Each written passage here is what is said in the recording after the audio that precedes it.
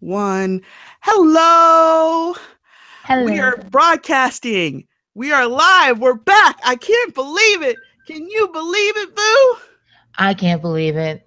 Oh my God. All right. I got a little bit spazzy. This is Mistress of Reads. I'm Mistress OP. I have Madame Boo. We are back. We are back not with the kinky stuff, but with the urban fantasy. How are you doing, Boo? I'm doing awesome. I'm really excited about this because it is great to be back, and there's been a lot of reading happening lately. I know we got a couple of binge reads that we actually did this, like, because you can't stop reading, can't stop reading. I I've been on my deathbed, about to die, and I got that last fucking and that last reading before I went to the hospital with appendicitis. Don't think I didn't. I did. That's okay. I had an allergic reaction last week where my tongue actually swelled up to like half an inch, Oh. and I was still like listening to like Mercy Thompson. No, but you know what I mean, though. You got to do what you got to do. So, Yeah. the Mercy Thompson series is a series about a Native American woman who is abandoned by just about everyone all the fucking time. Spoiler alert. And and in that abandonment, she tries to find her own place because she's a coyote raised by wolves, and wolves don't tolerate coyotes in their space. And so she's constantly being rejected until she finds a place of normalcy in her city of choice and becomes a mechanic, and she's living her life, minding her own fucking business. And that's where we hit in book one.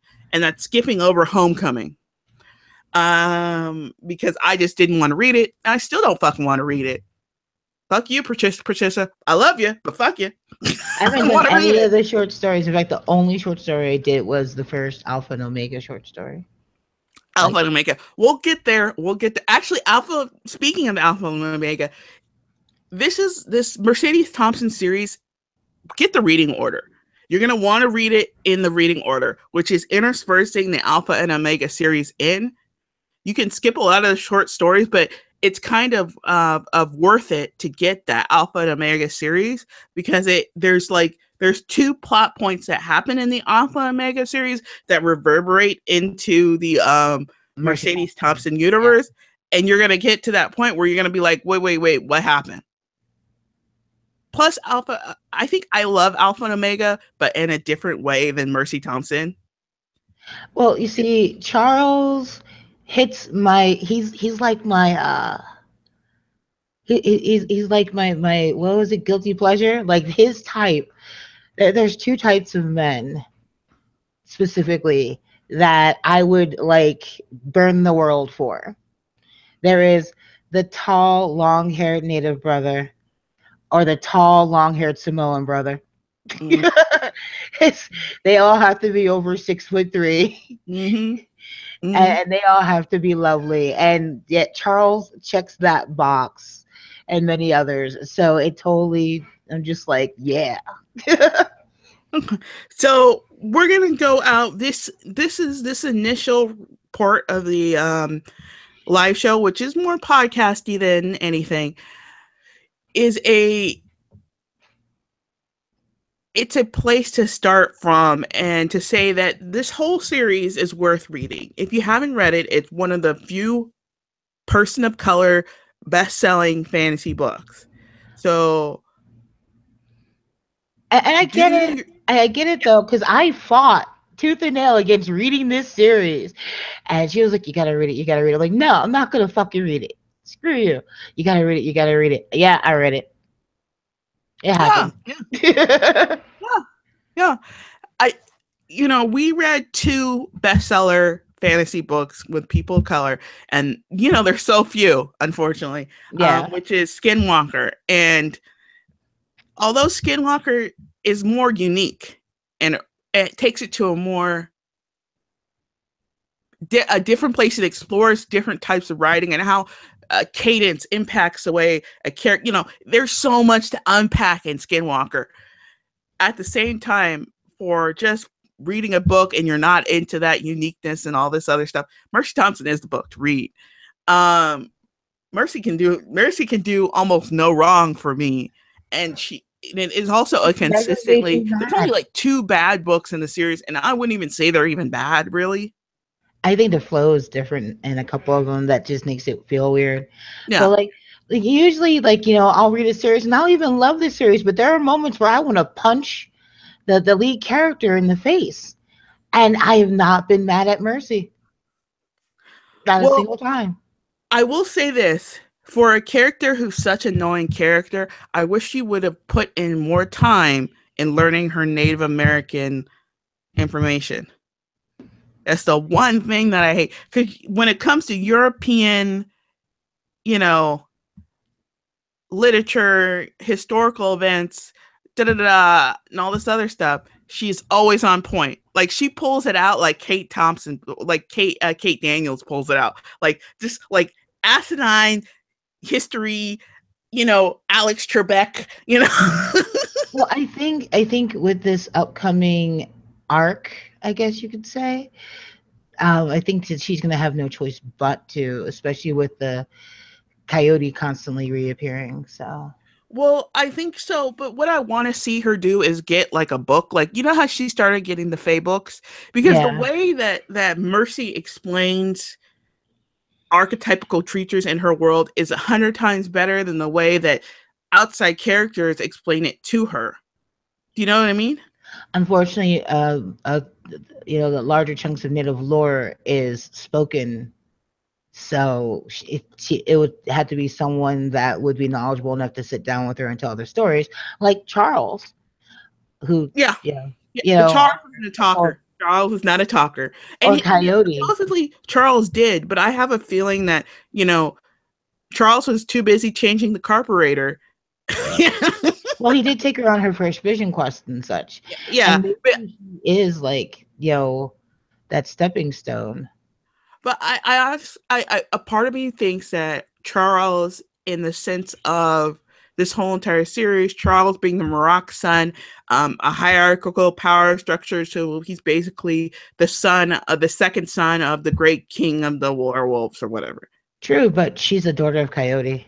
Yeah, I'm trying to explain the character because we're just talking about it, and some people may have read the whole entire series, and they're like, "Oh, we're talking about Mercedes Thompson." Nobody talks about Mercedes Thompson, and nobody on BookTube talks about Mercedes Thompson. It's almost ridiculous. But just a refresher. But okay, so listen.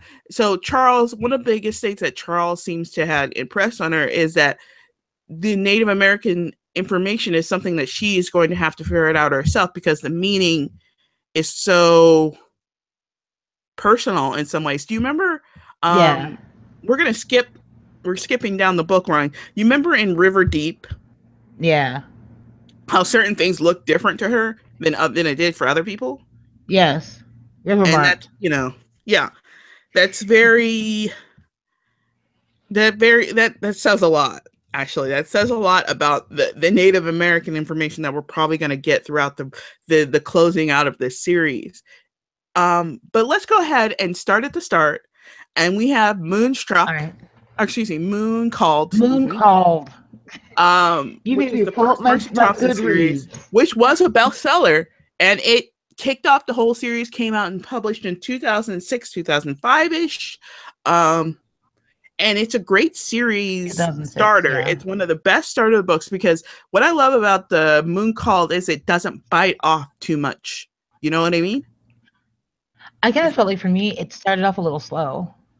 Yeah, no, I enjoyed the fact that she didn't try to bite off more than she could chew, where you have so much world and so much character development. I would rather you start slow with an awesome cover. Yes, because I'm cover whore. Forget all of you, I'm a cover whore, and I'm proud of it. Whoring for life. Okay. I would rather you start off with something that you as an author can step into the world with us than trying to bite off some huge piece of something because, you know, in urban fantasy, it's normally a series, correct? Yes. And we unspool the world with the character, but we are also dealing with Mercedes Thompson being Mercy is a knowing character on top of that, you know, like Kate Daniels, like how many knowing characters are there? Oh, there's not that many. Yeah, And if they're usually like a chosen one type, I would say Alex Kraft could be knowing. yeah, we gotta get back to Alex Kraft. I will get back to Alex Kraft when Alex Kraft adds a male that I don't want to beat the shit out of. I know. Okay, so we get introduced in Moon Calling, which is the first book, and in Moon Calling, we get introduced to the love interests, the possible love interests, which are the vampire. I forgot his name. You pretty much, and you have Stefan, the head local the local alpha, which is fourth in line for the throne of all of the American werewolves. Yeah, Adam. And do we have one more? You meet Z. Yeah, that's not a love interest though. Well, I love interest. You don't meet Samuel yet until the next book, I believe. No, we get Samuel in this book because remember she has to take him to the Marok's Pack. So we meet Samuel because we get Samuel at the Marok's Pack, remember? I thought she took Mac to Marok's Pack. She took Mac and Adam because Adam needed healing. Yeah, but she doesn't bring Samuel back with her until after. Yeah, but we meet Samuel, so that's the third love interest. Oh yeah. So we have all three love interests introduced in the first book, and Samuel being the guy who didn't work out, who wants more from her than what she's able to give, which she announces in this series, and also doesn't necessarily love her for who she is, but at the same time loves her for who she is.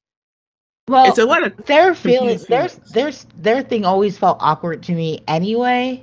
Like a brother and sister getting down. Yeah, it always felt like a brother and sister thing to me, and I don't know how those weird movies, like those weird anime movies where the cousins hook up.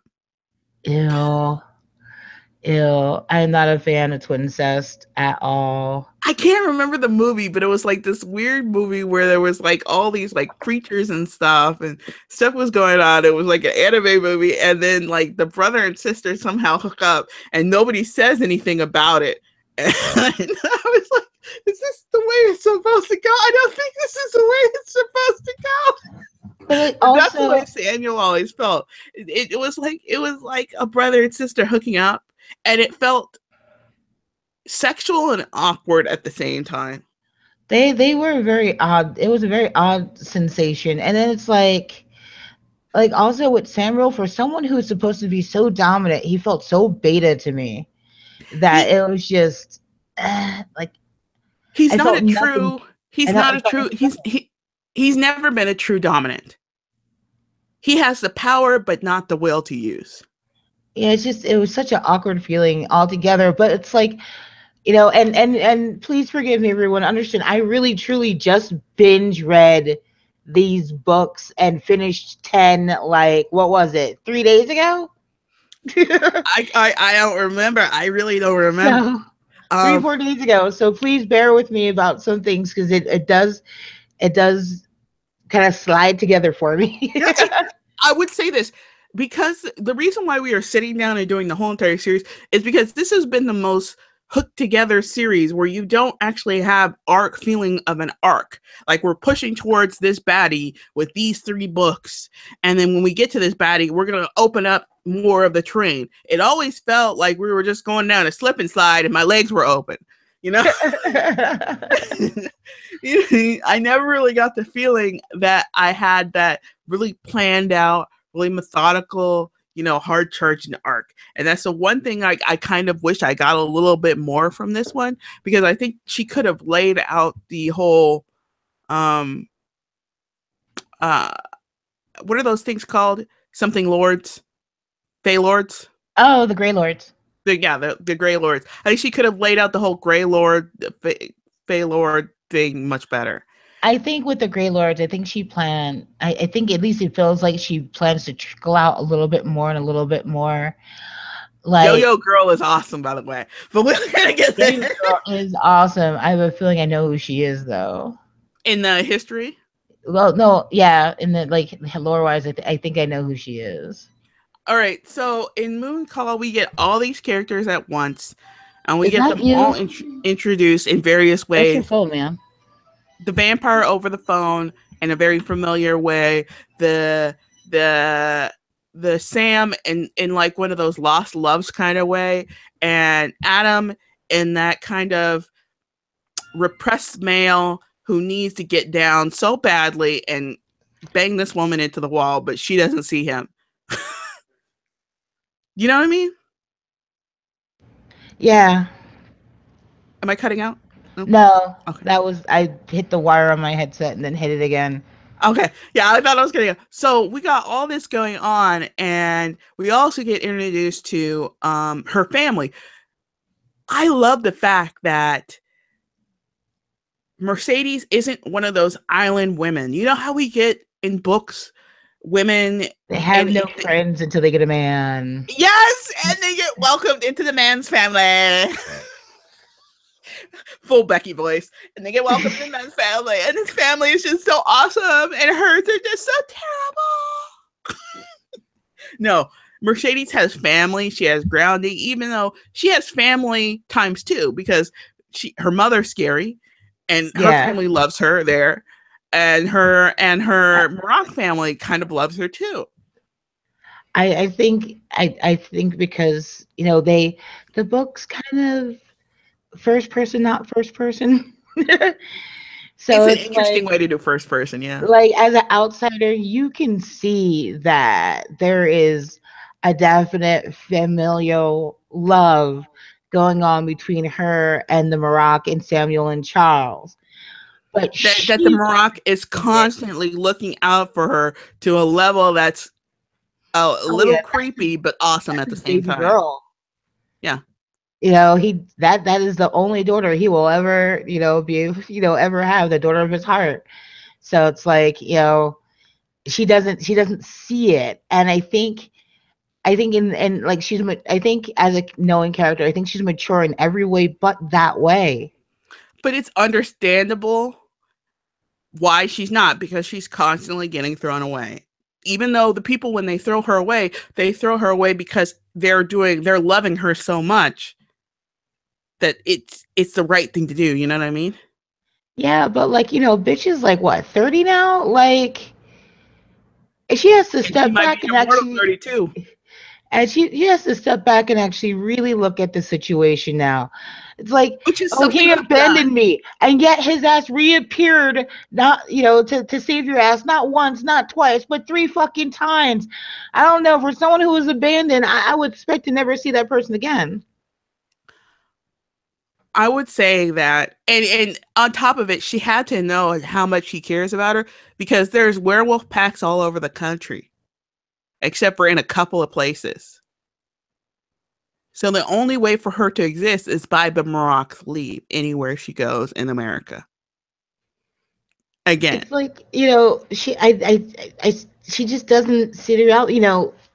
When and and sometimes this again. is skipping ahead again, and I'm sorry, but it's like the second time where he had to separate, it wasn't him leaving her, which I think was kind of a childish, self-centered like thought from her, because it wasn't him leaving her, and she knew why it had to happen, and so she Well, shouldn't the take it last as, time oh, you he left doesn't her was love me. yeah, the last time you left her, she unpacked it. She unpacked it emotionally. You have to get her credit to it. She did unpack it But she emotionally. still sees it as abandonment, and I don't think that that's right. Well, she unpacked it emotionally as, I'm too old to feel like this, but this is the way I feel. I think she needs to. I think she needs to actually like sit down with the Maroc and come to real terms with shit, because he's explained it to her more than once. I He really has, though. I think this is a huge character flaw issue. and it's because of the fact the way that, you know, her mother gave her up. Well, let's go over this because you learned this in the first book. Her mother gave her up, and then her instead of staying with her until she was at least 18 and sucking it up, her adopted father, which, you know, if Marat gives you a baby to take care of because all you've ever wanted is a fucking baby, and then you go and kill yourself, you're an asshole. Well, yeah, but understand what led to that. You know, his wife died, and wolves like mate for life. Oh, yeah. If he's in the Marat pack, okay, again, you're right again. The Marat pack is filled with powerful, dangerous wolves. Mm-hmm. Mostly powerful, dangerous wolves. They're the problem wolves of across America. The ones that are either too old or, like we find out later on, cause problems in their pack because they're mischief makers. Or they needed to be saved from their own pack, so they get kidnapped. Yeah. And so the Marat pack is a special pack. It's a bunch of snowflakes. And so I understand what you're saying, and I get it. I just find it disgusting all the same. Now, because of this, she was like 15-ish. 14. She was talking. Yeah, 14. She was 14 years old. 14 years old. And so she was living like a Japanese anime movie and by herself just rock and rolling. I want to give my more compassionate playback of this since you gave yours. Okay, werewolves. Okay, wolves mate for life, and when he lost his mate, he didn't know how to go on, and so that's why he killed himself. But at the same time, yes, it was wrong to leave Mercy, but maybe his heart was so hurt that he couldn't see that there was more, or he didn't think he was able to control his wolf anymore too. That's a possibility too. At the same time, have we established that wolves technically mate for life? It's nature. Wolves mate for life. Well, these are wolves and humans together. True, but it's the wolf that chooses the mate. Mm-hmm. Samuel, the reason why Samuel and Mercedes never got together because Samuel's wolf never saw her as his mate. It was Samuel the man that wanted her, but it was Samuel's wolf that was like, nah. In fact, him and his wolf actually have distinct different personalities. So you have Sam and Samuel. That's true. Sam is the wolf, and Sam was like, no, this ain't my bae. That's true. All right. So the basic storyline of the first book, and I think it was really well executed, even though you thought it was slow. I thought it started off a little slow. It did pick up, but I just felt it started a little slow. Is that the kind of government, kind of not government organization, which is like what we find out later on is like a kind of a splinter group in the United States government splinter group sort of stuff is using a portion of the power of the government, but not necessarily the money, which is coming from somewhere else. And they're changing people into werewolves. And they're also buying werewolves from people. So they're buying werewolves from another pack. And so that sort of plot line, which is technically an alpha and omega plot line, spills over into Mercy Thompson. And because of this, the alpha's daughter gets kidnapped. And because the alpha's daughter get kidnapped, she has to, that one kidnapping pulls her into the supernatural world, because what happens when you get involved in the supernatural world? Supernatural world doesn't necessarily run on money. It runs on what? Favors. But here's the thing, though. I don't think it necessarily pulls her into, I mean, one, she's already born into the supernatural world because she's a shapeshifter. But she's living her life quiet. But she works with a fae her best friend at that time is a vampire who happens to be in love with her, and her arch nemesis is the alpha werewolf of the local pack. I But don't think she here's the got thing, pulled though. into it. Bitch was there. She was involved, but she was like an off player. What I'm saying is she was living her life quiet. She was Okay, going to we'll give work you every that. day. She wasn't bothering nobody. She wasn't seeing no one. She couldn't pay her taxes to the protection fee to the vampire. She worked that out. She fixed her cars. What I'm saying is that yes, the supernatural world knew she existed, saw her, but she was like, she wasn't out there, looking for trouble. No. And she wasn't. But once you get sucked into owing somebody a favor, which is what comes out of this, it sucks her into the plot line of the entire series because she's always one owing until like Silver Borne. Yeah. So, and once she's so deep that she's into the Silver Borne, which is the fifth book, she's a major player in the area because she kept having to fix stuff that she messed up because of the last book, and it falls into the next book. And I think that's an interesting, seamless way to move through a plot line. She did it without super arcs or any of that other stuff. That without the obvious arcs, you just sort of got pulled into the next book and pulled into the next book and pulled in the next book and pulled in the next book. Yeah, like after she finished fixing the shit she stumbled upon, then she's busy fixing other people's shit that she didn't even fucking do. And it was like, wait, I have to do this? What? Wait, what? Because of some stupid little favor, she gets sucked into all this other shit. And then because she's a decent human being, unfortunately, she has to fix the side shit too, which the side shit only turns out into more shit. So Yep. yeah, and I think that's the way I that's how she got out of doing those sort of like Naruto style arc stuff, or the manga style arc stuff, or even Kate Daniels style arc stuff that happens. Well, the difference is, as much as I do love Kate Daniels actually really is a fuck up because she doesn't really think she acts. but But she wasn't trained. Kate Daniels as a character was not trained to be a tactician. She was trained to be a sword who gets in and gets out. She was trained almost to the level of a visual, not an assassin, but a visual sort of sword. She was trained to be a sword. Slash in, get in, stab, stab, stab, get out. Neither was Mercedes, but what saved her was her history degree. A useless history degree. You either work at McDonald's or become a tattooist, or but it was so much, and I love how much disrespect that Mercy has for herself. This S9 piece of information. What was it in River Marked? It was like, what did she say? What does a person with a PhD in history do? And I was like, I don't know. The same thing that a person does with a master's in history does. Fix cars for a living.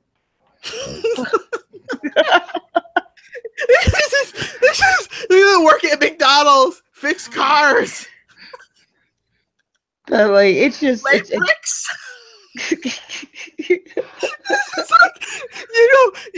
If I didn't know that she was older, I would say that this person like complete millennial bullshit. She's great though. Like I get such a kick out of like the shit that she does. And I think what I also like about this character is her and I both have the same way of dealing with stress. We stress bake. Yeah. It's awesome. And more than once, like, I'll be like, yeah, I'll hit you up on Skype. What you doing? It's like 3:00 in the morning. I'm just telling. What are you doing? I'm pounding out some dough because I'm about to bake bread. Wait, there's another character who stress kicks, stress cooks, which she bakes and she cooks, which is I don't know if you read it before, the Spider series. I forgot what it's called. I think I know what you're talking about. She's the assassin. I started the first book a while ago, but I never got back to it. But I know who you're talking about. I would say this. I think that if she was more of embraced the assassininess of her assassinness, I would have loved that series. Even though I like the series, I think you would have loved it more. It's kind of like, do you remember that book about the imps with Jolene? Yeah. It's like the Into the Dark series. It's more paranormal erotica, but paranormal romance erotica sort of stuff. But the joy that character takes from her minor evil and her family's minor evil, like stealing wallets, stealing identities, blowing shit up. You know, Yeah. I because I think that I always think that bad guys never think they're bad guys. You know, so when you deal with like an imp or a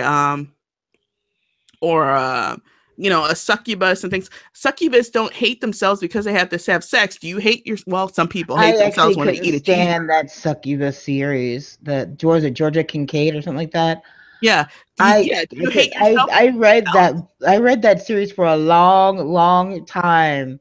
And then when it got to a book that I think was that she was going to his wedding or some shit, I'm like, I'm done. I'm done. I can't I don't remember. I don't think I read Georgia Kincaid. I was done. I think it was like, and I read way too far into that series, and I knew I was hating it, but I kept reading it Because and you kind of hating want it to know what more. happens to ancillary characters. Yeah, and then when it was like, he's getting married to somebody else, I'm like, fuck this, I'm done. Like, you can suck me into a bad book with a decent world, and I'm one of those rare readers where I will like the ancillary characters, and I'm like, no, let me just read the ancillary characters, the dumb little side shit. No, I don't want this. I think that's what started happening to me with the Rachel Morgan books. I cared more about like Jinx and Ivy and everybody, and it was just like, fuck Rachel, what's going on? Oh, you well, know. I think it was done for me with the Rachel Morgan series when she had sex in the pit, the muddy pit, and I all I was could like, think was just yeast infection. oh my god, it's like there's dogs chasing you, and With you a decided ghost, to fuck in a hole with a with a pit, a ghost. muddy pit. It's With a like, ghost that's been watching you since you were 14. There are all sorts of issues going on here. listen, I know that there has to be sometimes a goodbye fuck, but that was like so random. It was just so And it random. There wasn't was a even dick really a around. Let's goodbye grab it. fuck. It was more of a, I don't know. It's just like she had to fuck almost every male in her life except for two.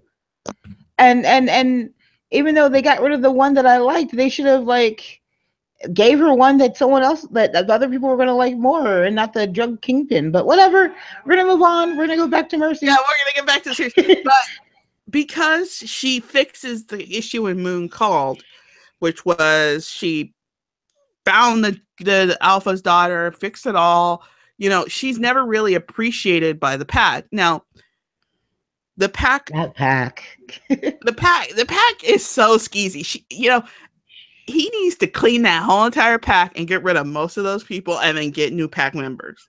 Well, Seriously, there are people that start to appreciate her more because she was already really good friends with Warren, which was great, and and then her and Daryl, it started off as a grudging respect to them genuinely respecting each other. You know, but it was yet again in Moon Called. The essential thing that makes Moon Called work is that somebody inside of Adam's pack betrays him oh my again. God, Mary Jo needs to have her ass kicked. She needs to have her ass kicked, just one good ass kicking, The and I worst will part feel is she's a so much powerful better. woman who needs somebody to make all her decisions for her. And if he's not making all her decisions for her, she freaks the fuck out. And she's not good enough. She's not good enough. She has her own self-loathing thing, and I think she resents Mercy because Mercy doesn't have the self-loathing that she has. Yeah. There's a lot to unpack in Mary Jo, and I wouldn't be sad if she had died instead of Baba Yaga bringing her ass back. But I'm telling you, like, either okay, Mercy won't kick her ass at this point, but I really want Honey to do it. I want Honey to fuck her up. I Okay, do. I've so been itching for that. we got Bloodbound is the next one. Now, because he did a slight favor, correct? Yeah. She owes him a slight favor. he collects on his slight favor. And I think this is the one where it's the one where you have the sorcerer and a sorcerer who deals with demons, and a sorcerer demon is just either getting rid or getting rid by, or right. It's the one where the vampire is being ridden by a demon. And and it was some sort of plot by Andre to make Marsilia more powerful, which I kind of don't believe. I don't believe either. I think it had a tangential sort of airy fairy mystical whatever sort of kind of, but I think he was honestly Andre, which was the main one of the main villains in this one, was just really jealous of Stefan, I think. Yeah, just super jealous of Stefan their whole lives, because you remember what he said early on, that Stefan, he was born without a master. Yeah. Or born not owing his master allegiance. Yes, that's what it was. And because of that, the jealousy in that is just so like, but you know what? Here's the thing is, he doesn't owe, he is now old enough to be separated from Marsilia. So you're off mama's tit. Why are you still whining? You know? Because you know what I mean? That there I can tell you this about the Mercy Thompson series.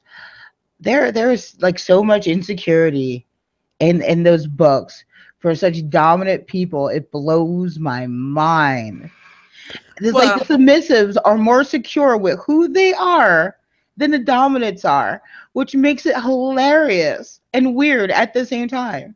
But I actually think that if you're a submissive, then you don't need the dominance game.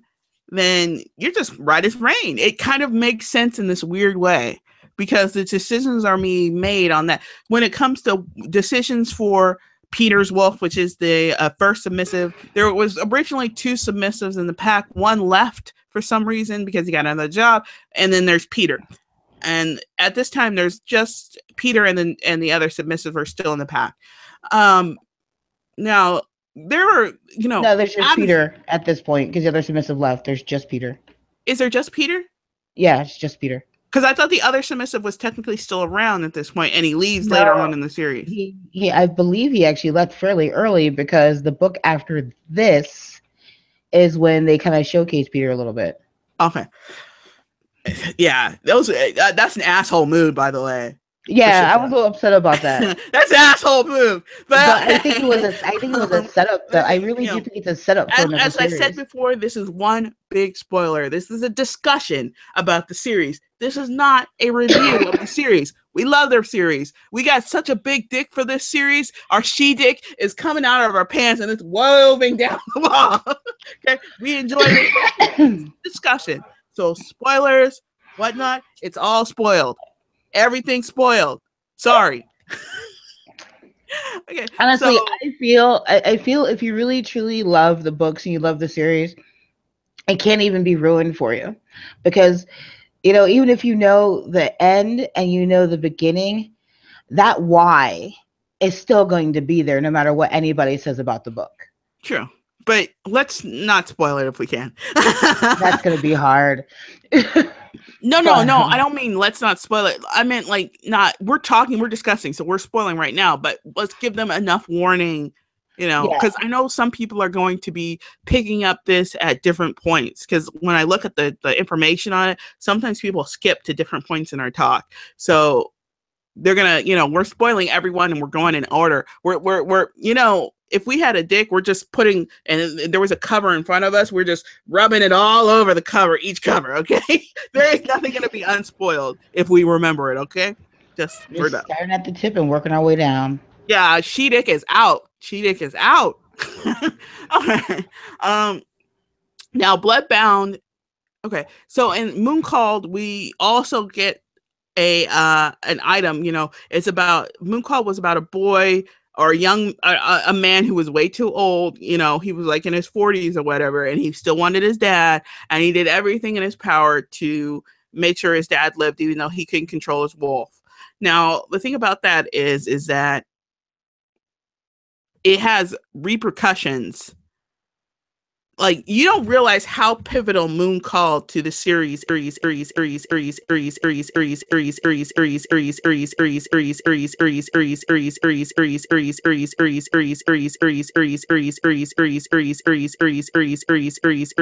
hit your wire again.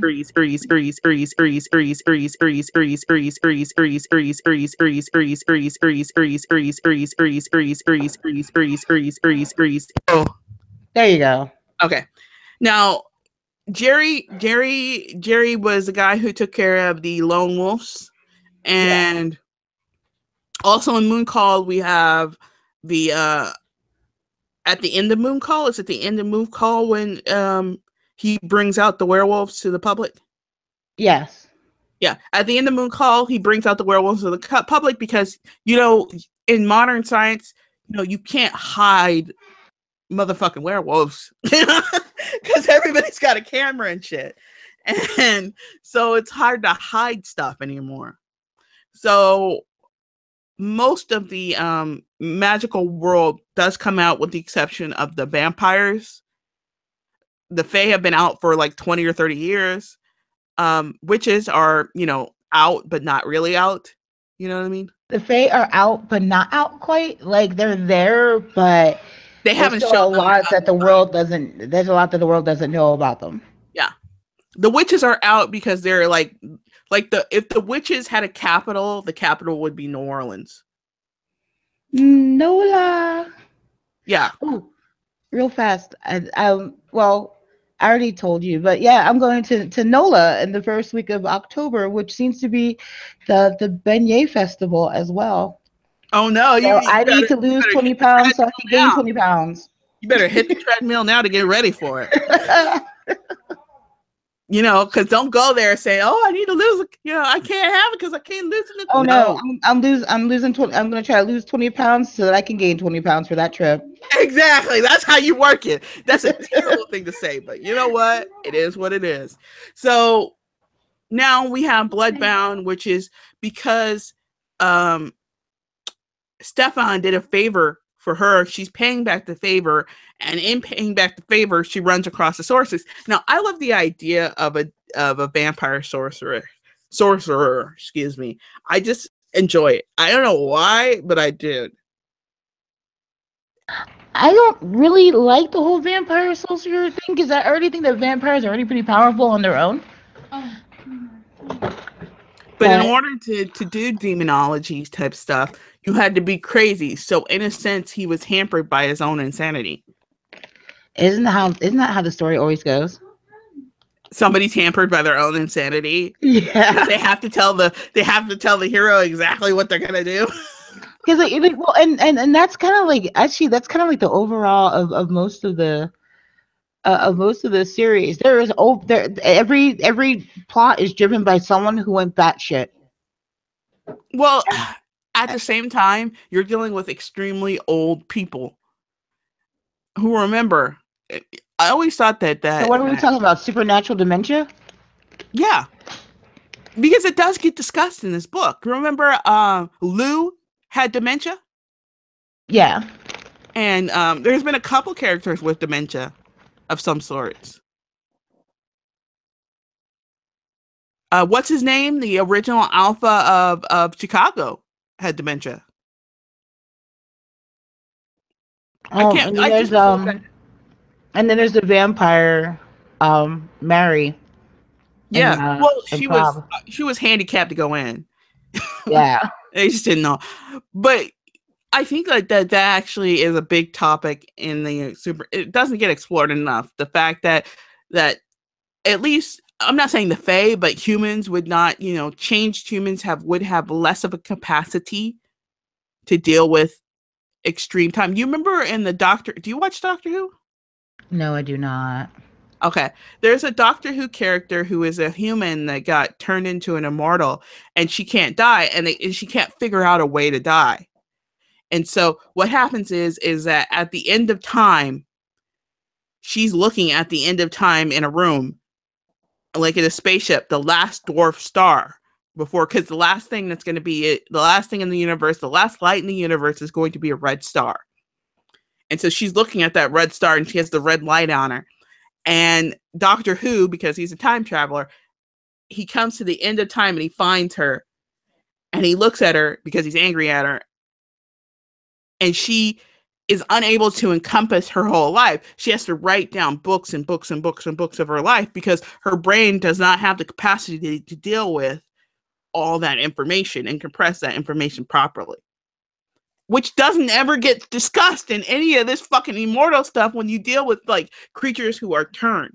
You know what I mean? Well, actually, more than often, what a lot of them they talk about is with the vampire lore. Even in a lot of other books, but even in this book, they go to sleep. Ennui. Yeah, they tend to sleep for a few decades or centuries to just kind of heal. But they talk about in the sense of weariness, not never in the sense of the incapacity to deal with the amount of information storage. I'm having a nerdy moment. Well, I think with them going to sleep, that there is no information that they were building up during that time. They're just kind of putting themselves in stasis. Or reorganizing their mind if they end up waking up. Yeah. Ennui. Okay, so this was like nerdy, supernatural, urban fantasy book across another one. You know, we just swung our dicks. You're welcome. You're welcome, people. Okay, so Bloodbound, we're in Bloodbound, and it wasn't really a fast moving one, but it kind of like was one of the ones where you get the real look at the way her history degree and her dorkiness about faith and other things sort of play out in this one. And I think this one is the one that is actually technically the first book in the series. You know what I mean? Yeah.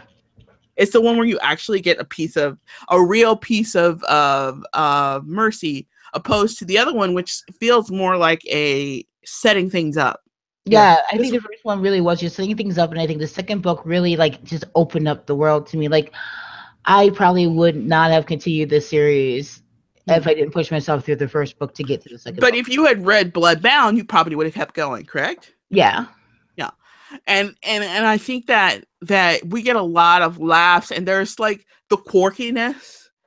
My favorite thing throughout the series is her stupid little sheep, because people constantly bring it up. She has this sheep that she's using as a stand-in for the crucifix. Yep. And she attacks people with the sheep. But if it's like, you know, it's like if you've ever fought somebody and they beat you in such a way that it infantiles you, you know, that you feel like belittled. It's like she beat her with such an object that just belittled the fuck out of her. I swear, it's like beating down like a giant with like a lollipop. With a toy sword, with a pink toy sword that squeaks. Yes. There's like unicorns and shit.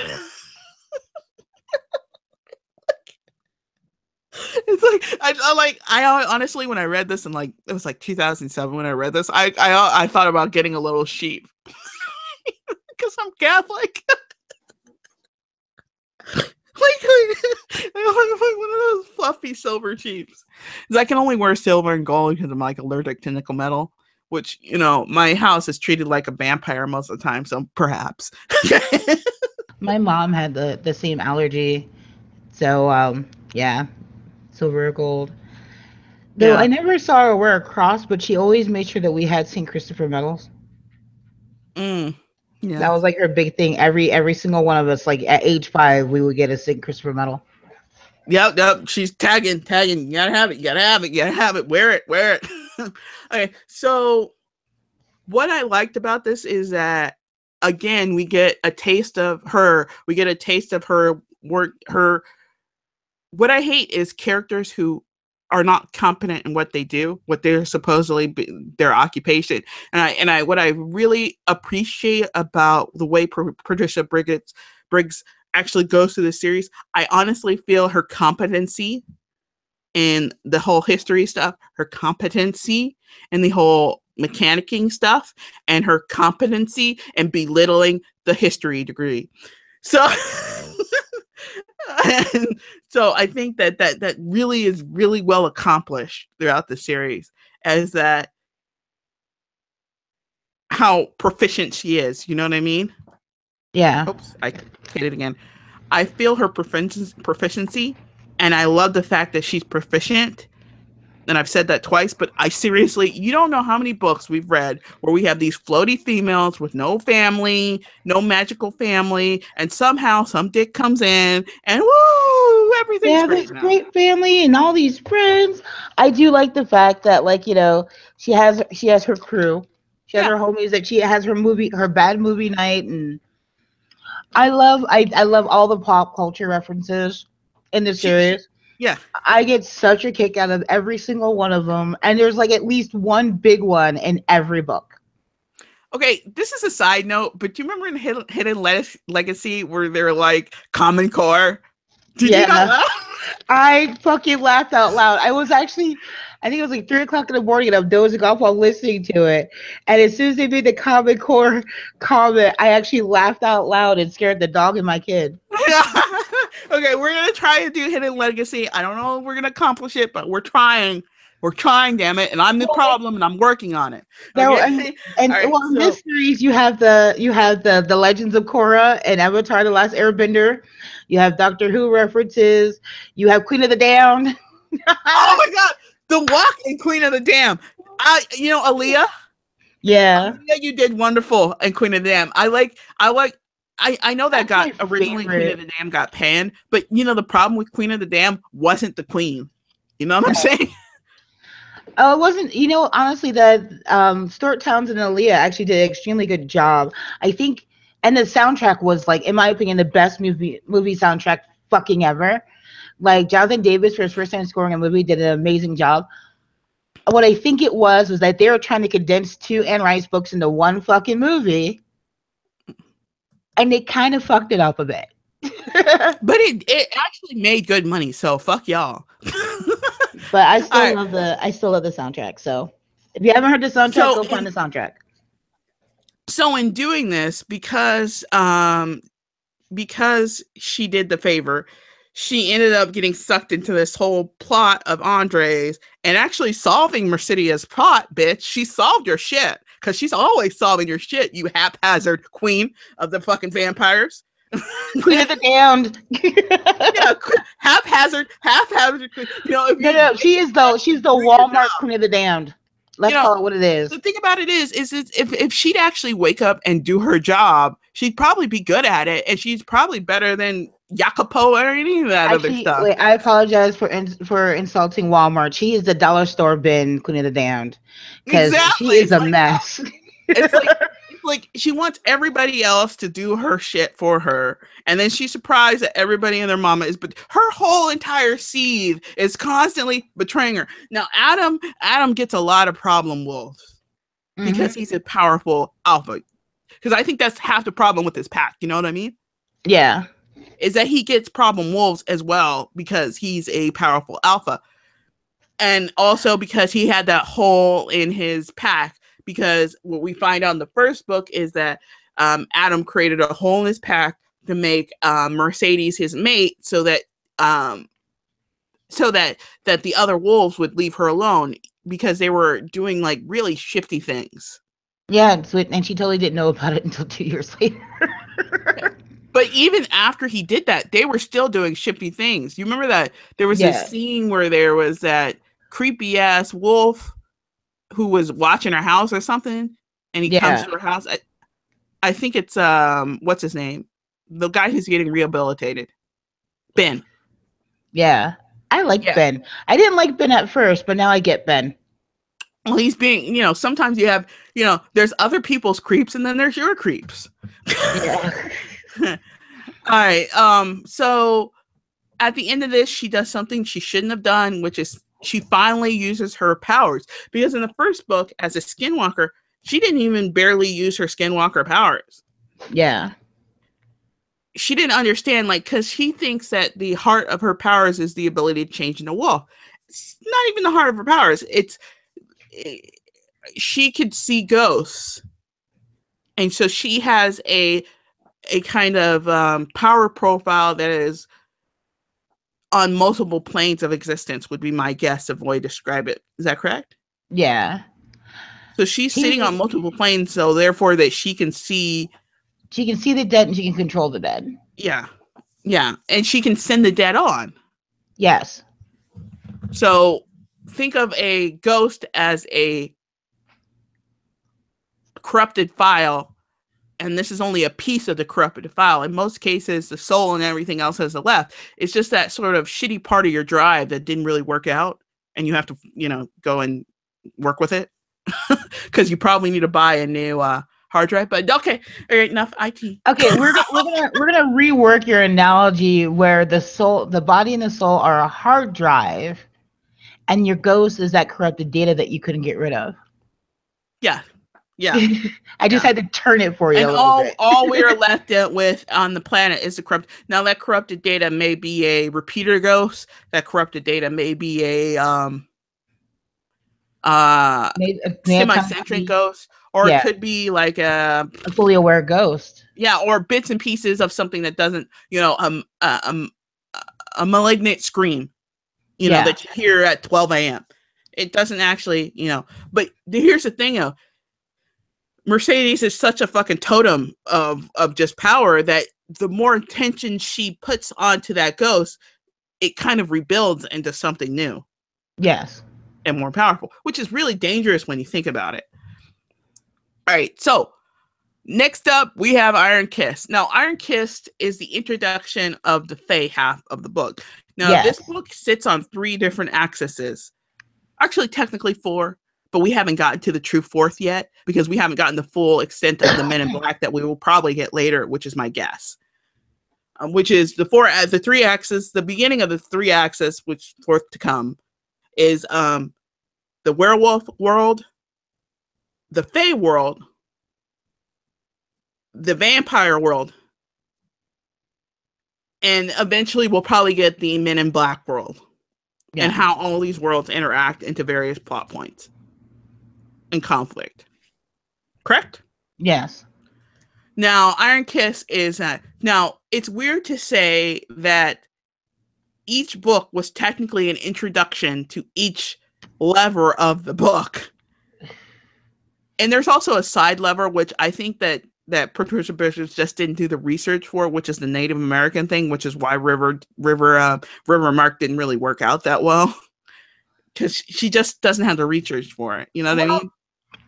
Yeah, I can kind of, and I feel that there should have been, like they hinted around stories of Coyote and how there's numerous stories of Coyote, and it was kind of disappointing because they didn't go into them. And I have this little weird thing about, I get giddy over books dealing with Native, especially when it comes to or African dysphoria, religion, hoodoo, voodoo. Well, a lot of there's a lot of books that I have read that I've stumbled upon and reading, all different genres, where there's a piece of Coyote, like a Blue Coyote by Christopher Moore, where you are actually you're dealing with coyotes in this story, and he actually pulls out a lot of the real Coyote folklore going through this story, going through his story. There's even a tie between Coyote and Set in his book, which is kind of cool.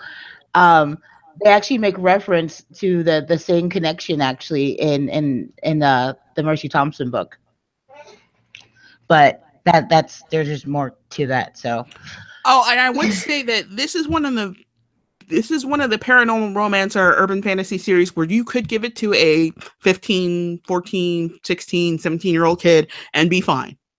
Yeah. It's not like show me your dick or anything like this. It's a little bit of blood. It's not hugely gory.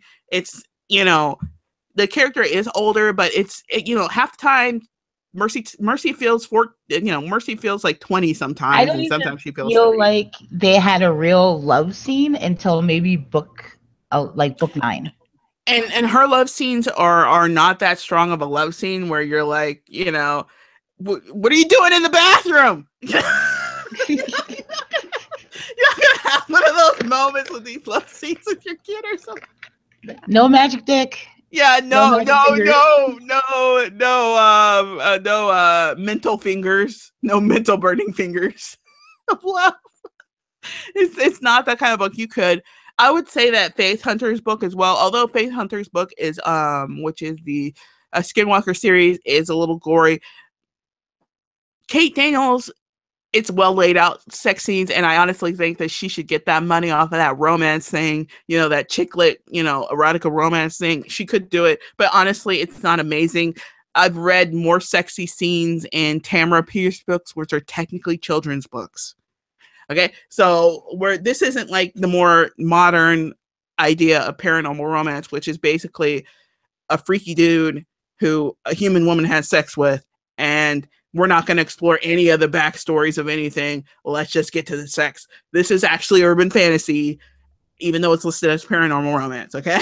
I really do like the whole like supernatural with supernatural.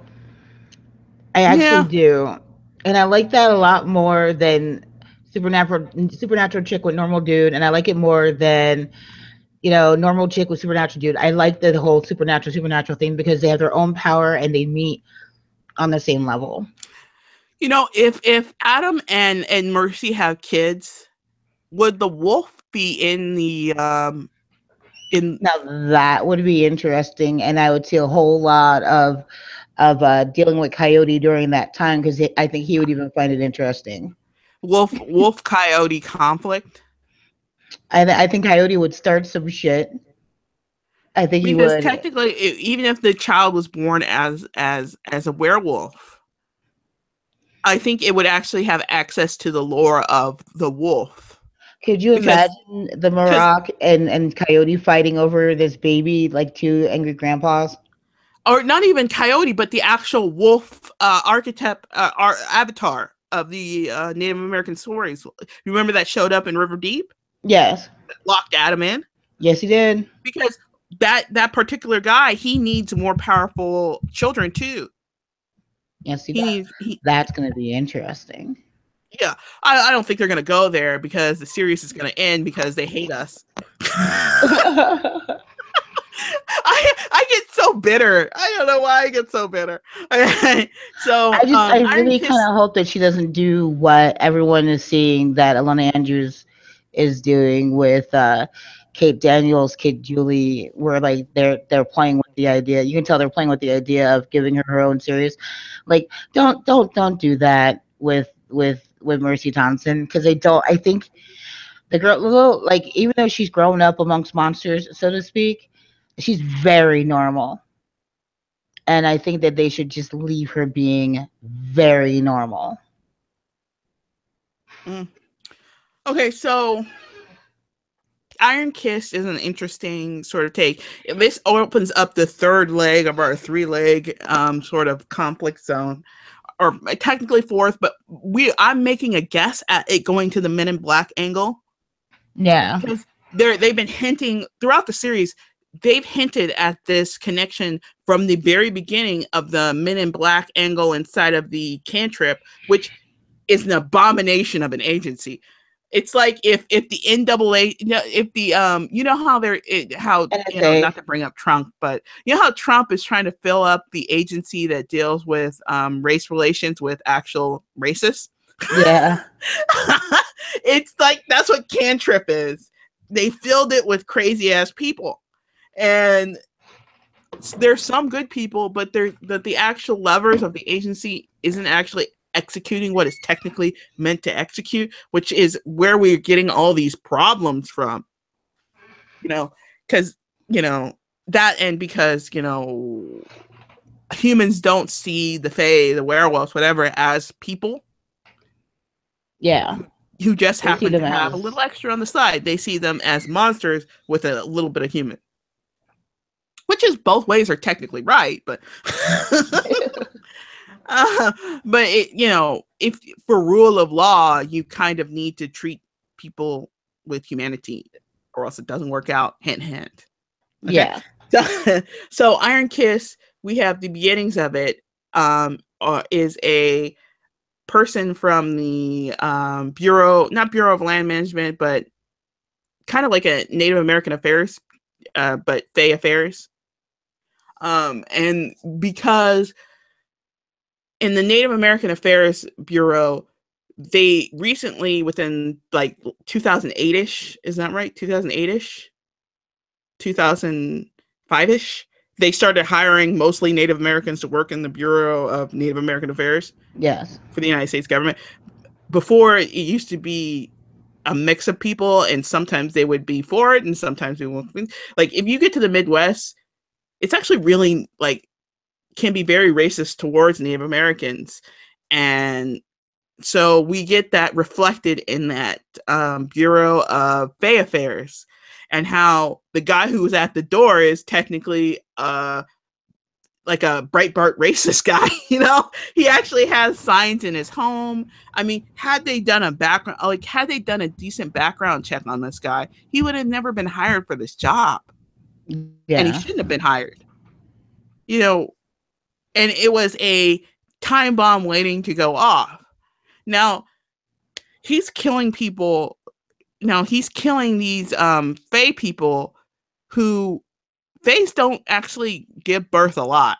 They're actually having birthing problems. So it would be like, say that there was like only 500 white people left. He's trying to kick off genocide, pretty much. Yeah, there's like 500 white people left, and every 100 or 200 years you get 20 more. And this guy is killing 3 of them right now. It's a bigger impact. And I don't think that anybody really realizes the impact, because throughout the series, what you see is that even though Faes love to kill each other, they actually mourn the death of other Faes, even if they're their enemies, because they know that they may not get more anytime soon. What they got is what they got. They really need to actually sit down with like a genetic counselor and go over their freaking love-making trees so they can cut down on inbreeding. But that's not an interest. Maybe not. Maybe no more sex with sister. Okay. All right. But you know what I'm talking about, right? Yeah. That could be the reason why you're having problems. I'm just saying. Just saying. You're constantly marrying for power, and the only way to keep marrying for power is to keep, doing your own, what have you, and that could be the reason why you're having breeding problems. Just saying. So, in Iron Kiss, you have this worker who comes in and starts killing people, and then after he kills people, he steals the items. Now, this is the introduction of the controversial walking stick between me and Boo. I just don't think it was resolved.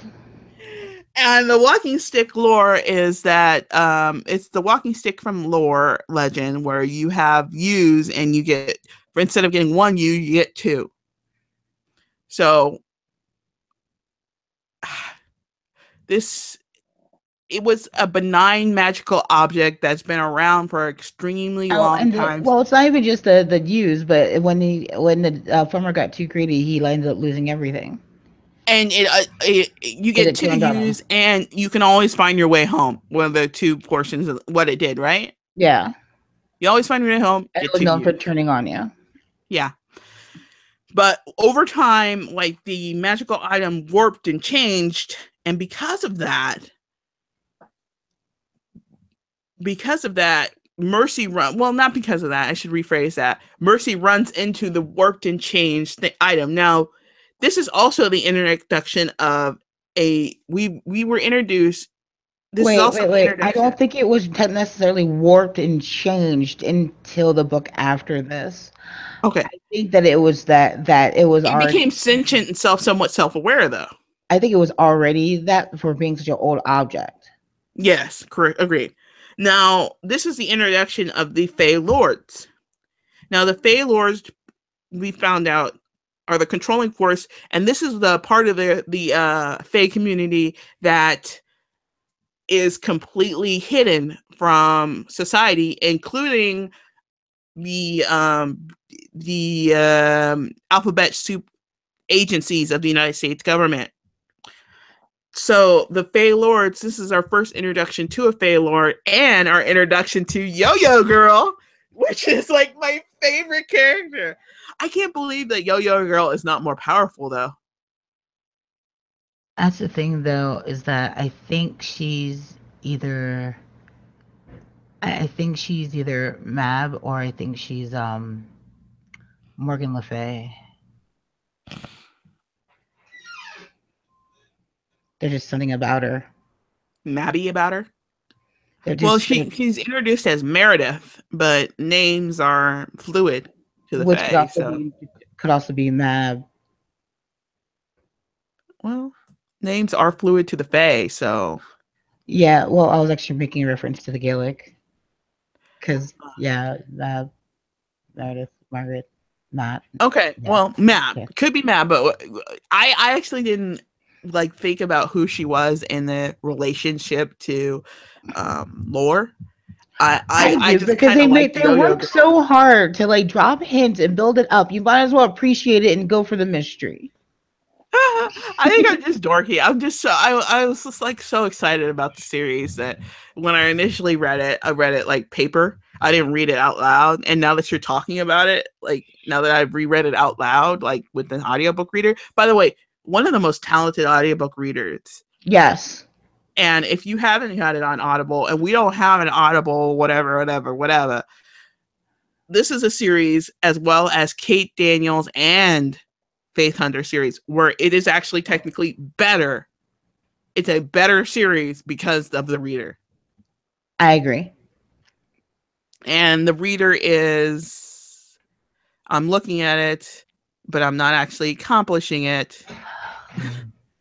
Tell you in just a second because I will change the edition so I know the reader.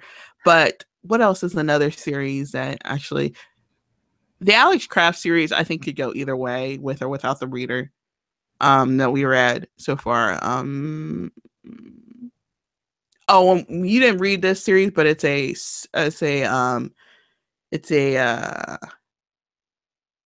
Lorelai King. yeah, Lorelai King. Yeah, thank you. After you said it, I actually heard the beginning of the book where it's constantly saying Lorelai King. I feel terrible.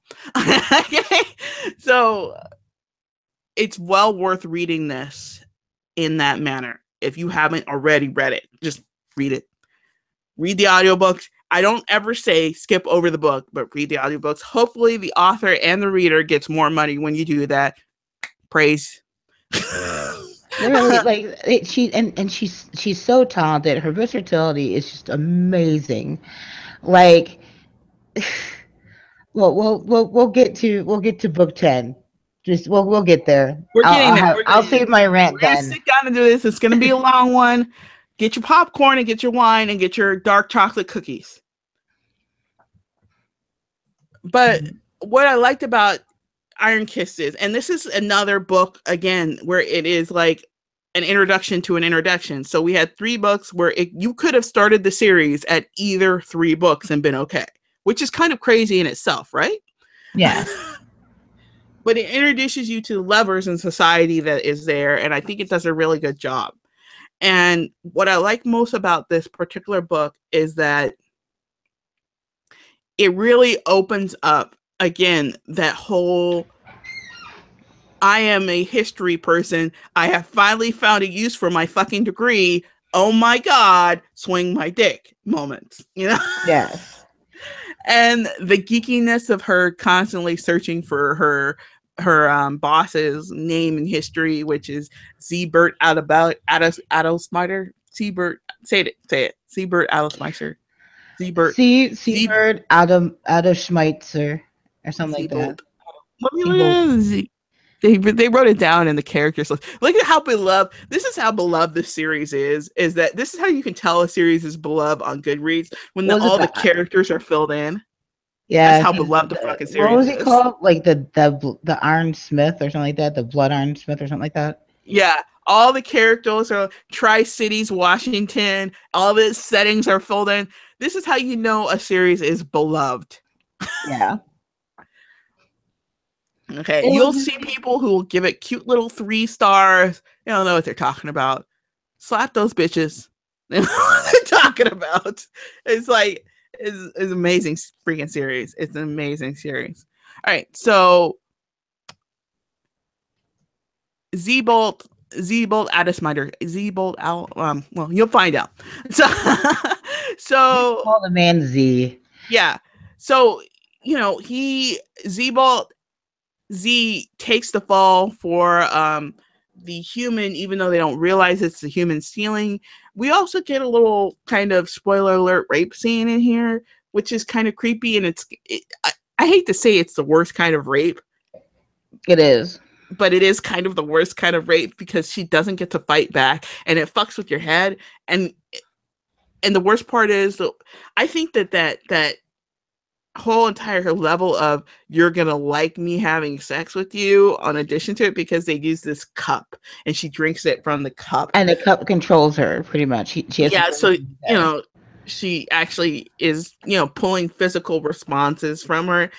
And so on tape, it looks like, she's having a good old time getting effed on the floor. I mean, of her shop. And I also hate the fact that it happens in the shop, But I like the fact that it does get turned on him. Yeah. Well, here's the thing, though. I think that the author does a really good job at not creating too many sets too early on. Do you know what I mean? Yes. We get very few sets. We get the shop, we get Adam's house, and sometimes we get an away location that is never used again, except for it's used again, which is the vineyard area or whatever. Oh, and Honey's house. Yeah, Honey's house, which is only used once so far, but I think they're probably going to use it again. Warren's house and Warren's old house, which is going to be Warren and his boyfriend's house has been used more Kyle's than once. house. Kyle's house and Warren's house would get together. So I mean, there's very few sets in this entire book. Very few like permanent sets. So you aren't getting that sort of, constantly, looking around and trying to like reorientate. She gets right to the point because she's constantly visiting places she knows how to describe quickly and efficiently, which I appreciate in just craft, Yes. just craft. I appreciate it. Swing the writing dick. I enjoyed. I enjoyed. Thank you. Okay. I curtsied. I enjoyed. Thank you. Okay. So what I also liked about Iron Kiss was we have the mechanic look at her. We have the look at Z, and we finally figure out, how powerful Z is. We have it's also the first layer of real, it's oddly say, we came from a book that we were talking about vampires and demonology, but this is the first time we actually get a layer of darkness added to Patricia, where it's an adult layer of darkness, not a childhood injury. Yes. So we get an adult layer of darkness added to her. And it almost says that, it's almost telling the reader that, do not trust me as a writer. I will do anything I want to do, which I enjoy. As long as it's not creating a character named Ricky Bo that you can't get rid of. Or fucking in a fucking pit. Fucking in a pit. With a ghost and getting a yeast infection. Because she got a yeast infection. That's a lot of mud. Oh my god. But yeah, like it's definitely one of those things where, I don't think the story could have even progressed further because I think Mercy needed that extra darkness. Yeah. Especially if she already had it planned out. Like it was definitely a good vehicle because now like Mercy has an extra edge to her. And she has to continually, and because she doesn't sell the shop and get rid of the shop, she has to continually enter into that place of darkness for her and overcome. So it gives the character as an adult something to do instead of just whining about stuff that happened in the past. I hate to say that. I know, even though Brand and everybody freaking cares about you, hello, why don't you see a therapist? Which she does, thank God. Yeah. So I think that that's handled really well. And I also think it was an important moment again because we got the beginning of the Grey Lords. Also, this is in the book where Brand stops being the hands-off father. Do you think Morgan, I think, what is it, the Morgan? Yeah, the Morgan. Yeah, yes, the Morgan. Okay, do you think she's actually a bad fae? No. Because it's ambiguous. Folklore wise, she kind of stood in the gray. Yeah. So It's very ambiguous. Because you remember later on in, I think it's Night Broken? Yeah, it's Night Broken. Because it's the last time we see the thing, and then that's the thing where they create the city and she waves her magic wand. Later on in the series in Night Broken, they describe all the different Grey Lords and where they sit on it, but they didn't go over what the Morrigan wanted. well, as if we're lore wise, she's always sat in the middle. She was never really light or dark. She was there.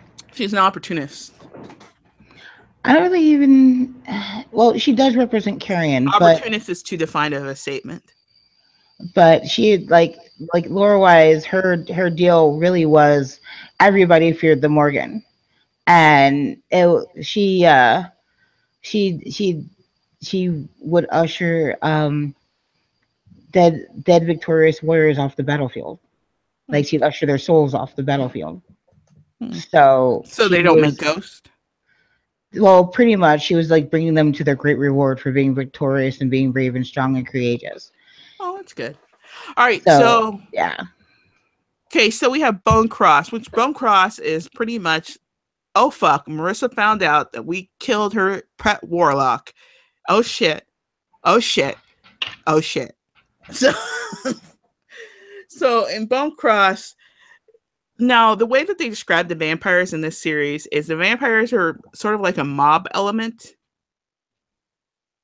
Yeah. In almost every single book series that you'll ever read, that is an urban fantasy series, each race or each bunch of races have something that they do as part of a community to get both prestige and gold or favors or whatever currency is the currency. Well, Mercidia is Mercidia, is it Mercidia? Marsilia, excuse me. Marsilia is from Bone Cross, is the vampire queen, and she's a local one. So she's head of all the Siths, and there's only one Sith, I can't say it, and in the Tri-Cities area, which is Washington, Eastern Washington. Because of that, she is also a target because her area is kind of rich. What do you say? That's not rich in magical creatures. Yes, magical, and if you're a vampire, a lot of the vampire groups extort other magical creatures. So if you have tons of magical creatures in your area, you have more people to extort, which means more Mercedes-Benz, more foreign cars, more mobster stuff, and the vampire community is very Italian sort of mobster sort of vampire-ish. Is that right? I think I described it concisely as I ever describe anything. So because of that, she is actually not powerful enough currently to hold her territory. Now, I think she's such an interesting character, even though I hate her. Do you like her or you hate her? I don't really have a really concrete feeling on her yet. I'm amused by her occasionally, but we haven't gotten to when I'm amused by her yet. So I feel like she never really used her power until much later on in the series, which is Frost Burned or whatever. But yeah, her main, she reminds me of like a side chick, like an immortal side chick. I could see that, yeah. How she's constantly trying to use other people to like chessboard pieces, but isn't very good at it. She's like, and the worst part is I think that her actual like talent is actually more brutal force type talent, but she's been so weakened for so long, you know what I mean? Yeah. That she fucked up her brutal talent, and she has to rebuild it. So Marsilia is also the gatekeeper to the city. So when you're a creature, when you're any type of creature, you have to go through her to get the gate. If you're a vampire or something like that, or if you're technically even a non-local creature, I would say, with Everybody the has exception of the Fae. to go through her except for the werewolves Yeah, and the Fae. yeah. If you're a werewolf and you don't meet with Adam, you go through her. So you could technically pass through the Tri-Cities area and never meet Adam and then keep on moving. For now. Yeah. But, that changes later on, but we won't go there. All right, so Mercy is found out and they spray paint bone crosses to her door. And Wolf and all the other people are like, Ma, you're going to die. You're going to die. And all the people. And what happens is that they kind of figure out, I think this is also when Marcelia finally figures out how important Mercy is, because I don't think she actually understood how much the Maroc cared about her. Yeah. I don't think that she understood. And it also shows her position with the Fae also, I think. Yeah, too. I don't think she understood what she bit off. So because once she finally starts understanding what she bit off, she instead goes after the pack because that makes sense. This is where we meet fucking Mary Jo. Yeah. Fucking you Mary really Jo. hate Mary Jo as a character. I can hear like the venom constantly whenever like we side talk. I'm fine with her the moment that she gets one good ass whooping. And I really want Honey to do it. Whippings. No, because she's one of those bitches. She needs at least 10 to learn to shut the fuck up. I need Honey to just whoop her ass. Like I really hope that when that perfect ass whooping happens, that'll get her to shut the fuck up or at least wire her jaw shut. It will be Honey. I think Mary Jo needs to stop being in the group that betrays Adam constantly. Honestly, hello, hint, hint. You supposedly care about Adam, you supposedly care about Jesse, and you supposedly care about his ex-wife. Yet you're constantly in the group that puts him in mortal danger because you're constantly betraying him. Hint, hint, bitch. And the ex-wife is another fucking thing that I don't really get with the series, but we'll discuss her later. We'll slap her later. All right, so I think there's a lot to unpack. And I honestly think this is just a fleshed out portion of the story. Yeah. I wouldn't say that this is honestly a really great installment, more of a fleshing out the world sort of stuff. Yes. It shows more of how how the different factions react to each other. Yeah. The repercussions. Yeah. And we also get introduced to Baba Yaga, and I know you enjoy that shit. I love Baba Yaga. Who unfortunately saved fucking Mary Jo, and he should have probably just left that bitch dead. Fucking Mary Jo. But with the situation with Baba Yaga, like that cements that though it is a shaky bond, that there is a bond that Mercy has with the Fae. True, and also the trickster gods. Yeah, of course.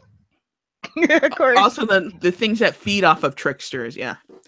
Okay, so and also it also is the beginning to understanding what the trickster gods are feeding off of and what other gods kind of god or archetypal type beings are feeding off of.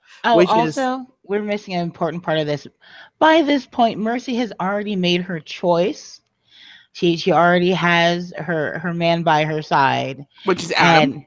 And that is actually what is a good portion of the catalyst that is driving a lot of the shit that goes down as we continue on with the series. Because Mercy Thompson stops being this figure of she's not really the part of the pack. He's just doing this to protect her. He's going to fuck her. He's going to marry her, and he's going to mate her. Oh my god.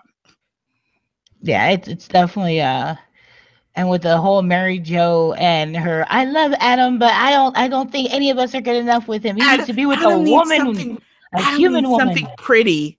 What? What, bitch?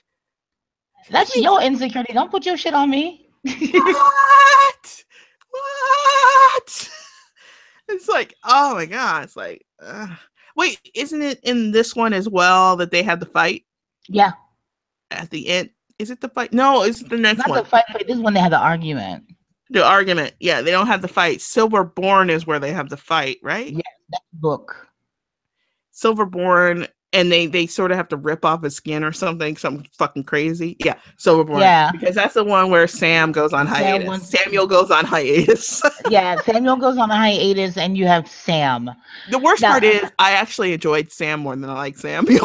there is this great scene in the book. Now, you guys heard us talk a lot about Raven, and Raven has come on and talked. You know, one of her favorite character names, and then in-game names she uses Maya. And the kid who works for Mercy, he has a little sister named Maya, and Maya wanted to ride the puppy. That was her. Sam was her puppy, and when it got to the scene where Maya climbs on Sam's back and digs her heels in and goes and goes, let's go, pony, and this, that, and the other thing. Once again, middle of the night, I laughed out loud because sure as fuck I could see Raven riding on a goddamn werewolf. I think Yeah. everybody should get to ride on a werewolf. Okay. Your riding and her riding are two different things.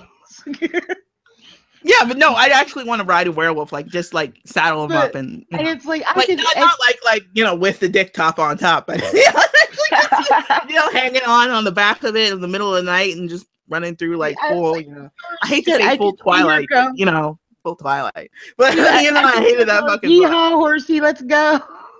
But I wouldn't sit there like, yeehaw, horsey, let's go. I'd be I think she would. Out after take me to fuck me somewhere. Jump on the back of it. We run off to the night, and then we get to a nice secluded location. I found this really great erotica books with BBW witches and vampires. I'll send you the link to it. But yeah. Change shape or whatever, and not the creepy change shape, because I would date a shifter. I would not date a wear. Just saying. But like I totally could see like Raven on the back of this damn werewolf talking about, let's go, horsey. Right there, over there. Let's go ahead and get into Silverborn. Silverborn. I really like this book. The decision to make, I think the main reason she wrote Silverborn was and the main reason why she wrote the Bone Skulls was to end the three, because we had 3 different love interests, 3 different books to highlight each love interest, right? Yeah. Well, more like 2 different books to highlight each love interest, but whatever. And now we are closing out each love interest. Does it kind of feel like that, with the exception for Stefan, who doesn't get closed out? I feel like Samuel was already closed out like 2 books ago. There was that weird ass scene where he kisses her at the thingy, and it's like kissing his sister, and then it gets hot, which is weird. They already had that conversation though in the second to last book, where he was just like, my wolf didn't see you as a mate. Well, then I guess we're done. He's already been closed out. That was done. True. The whole entire thing. Well, he becomes a pity fuck. That awkward Greg and Marcia thing was over, thank God. Pity fuck. It was a pity fuck situation. Yeah, she wasn't giving them the pity fuck. All right.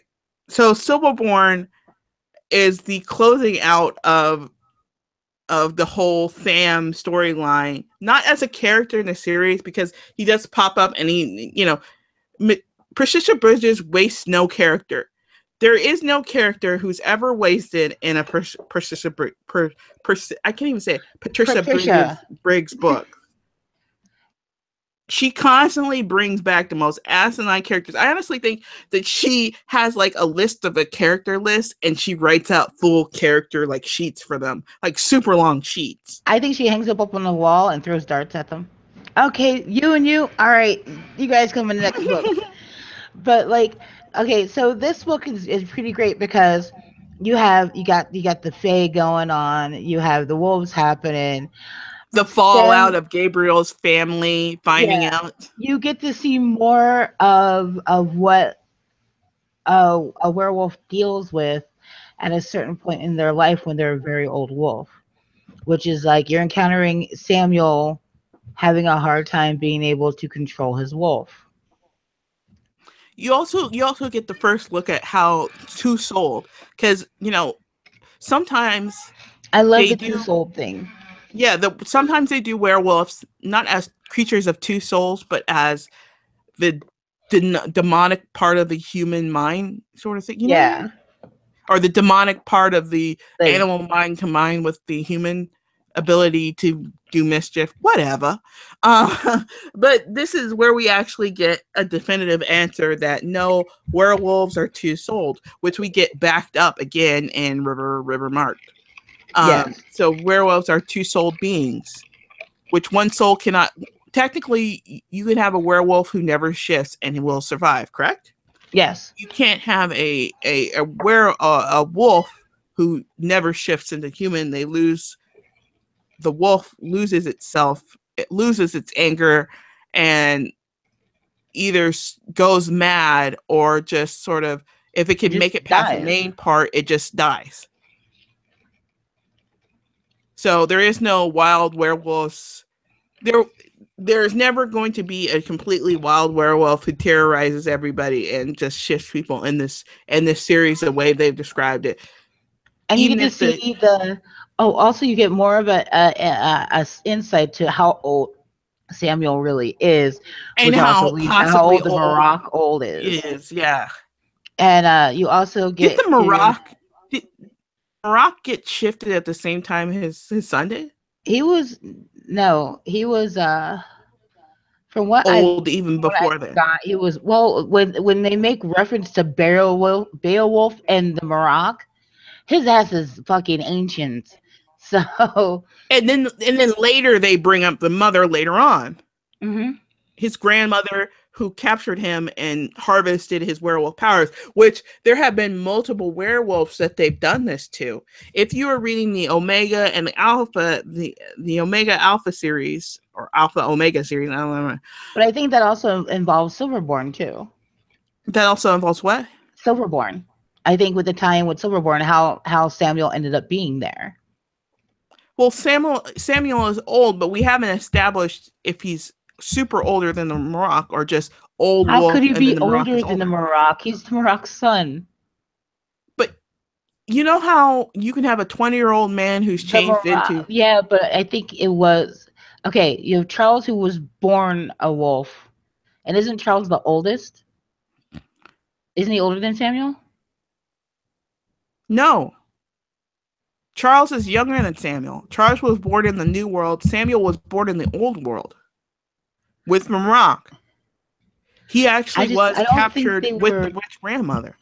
I don't think they were. I think it was the Maroc and then Samuel being turned later. I don't know if they were born together, turned together. There really hasn't been Yeah, that's the part I'm actually wondering about. anything. Like, did the Maroc have a son with Do I need to dig into these short stories, or is it just not there? If anybody knows, leave a comment, please. yeah, I don't know. All right, so and I'm not I haven't read a lot of the short stories. I haven't found an audio book like compilation until much later on, and I think I'm gonna swing by and actually listen to it. But I would have to read the whole entire series all over again in order, including the Omegas, and that's just not going to happen anytime soon. That's a I lot actually of probably books, wouldn't people. mind. I wouldn't mind because like I just started Alpha and Omega. Like I probably wouldn't mind weaving in Mercy Thompson in between, like when I'm like, you know, playing Final Fantasy 14 and fishing. Yeah, it's like That's what I do. I fish in video games and listen to audiobooks. there's a reading order, and it's worth it to do the reading order. It's actually really worth it, and I love the fact that you constantly read paranormal romance that are constantly switching. We've got to hook up a new pussy with a new dick every single book. I actually don't like series like that at all. I never do, with the exception of Sherilyn Kenyon's The Dark Hunter series, yeah. Dark Hunter series, and I only like 4 couples out of the Dark Hunter series, 20 something books. Honestly, they just all kind of meld in together. So like right now, like my all-time favorite couple is Asheron and Tori, but Asheron, Tori, and then the first couple I really like, even though he technically wasn't the Dark Hunter, and then what, I really Corinne? like the daughter, because I love the way the daughter goes into Artemis's Wait, history of that. Kyrian, what was it? Kyrian, oh, you're talking about Swan Song, aren't you, with the dragon? She likes the daughter of Artemis and Asher. She's like part of the Oh, she's not they're not the first couple. no, That's no, not the no. first book. The first couple is the one with the Cupid and the well, it's not Cupid, but it's like You're Cupid. talking about Fantasy Lover.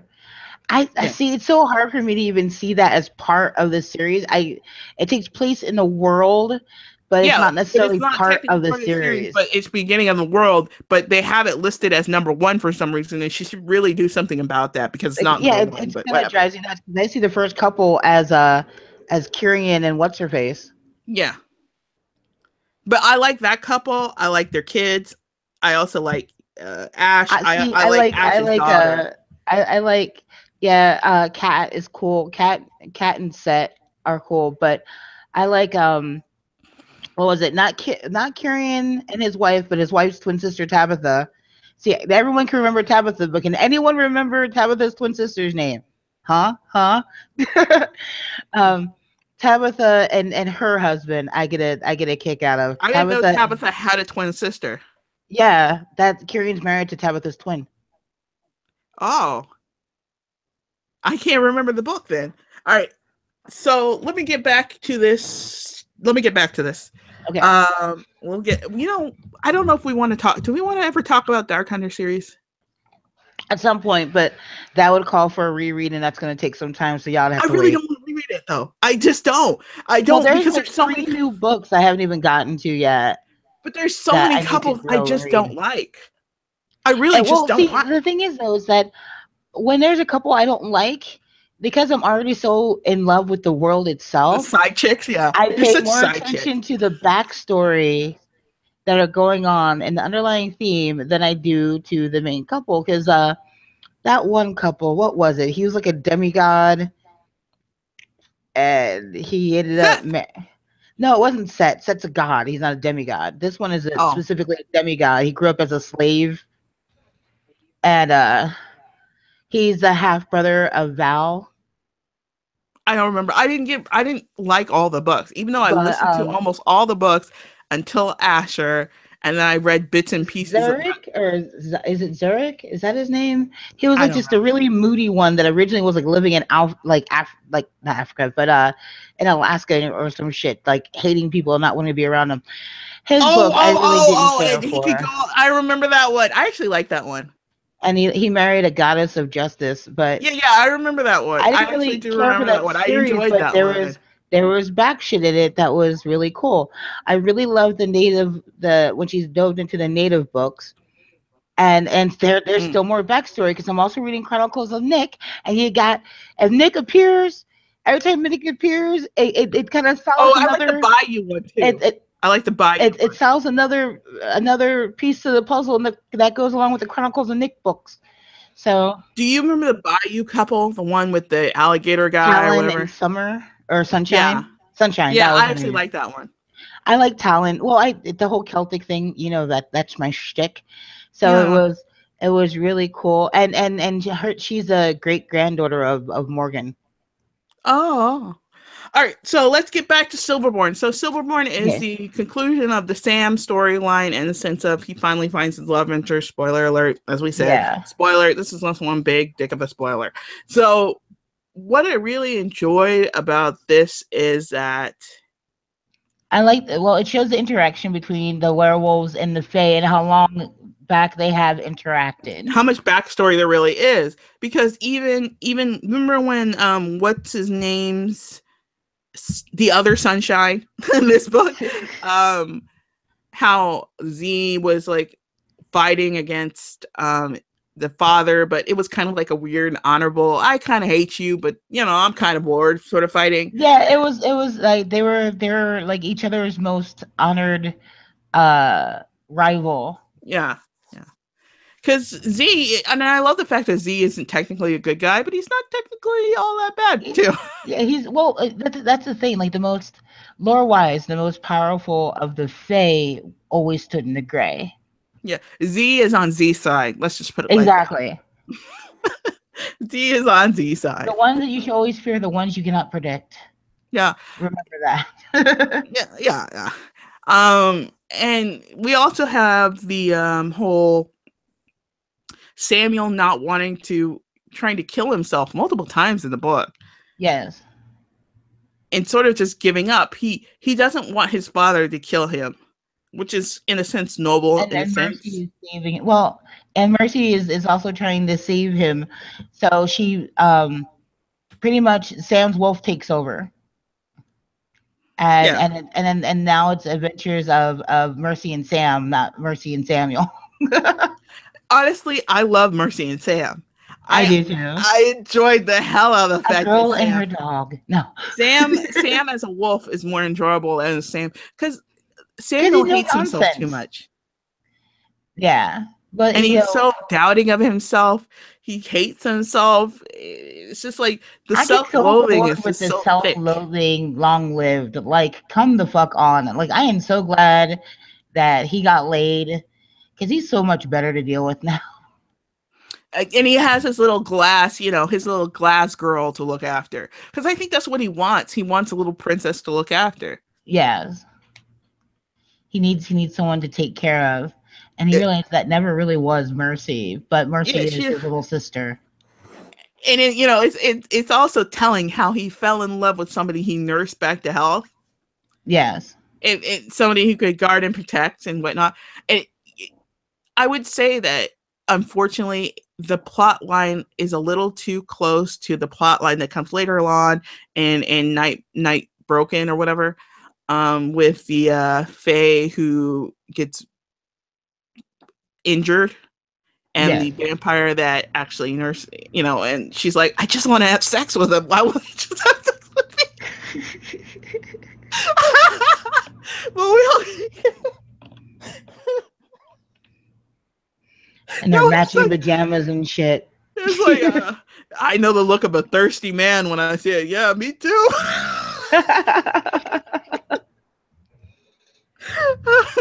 All right, so we have this sort of thing now. This is also the book where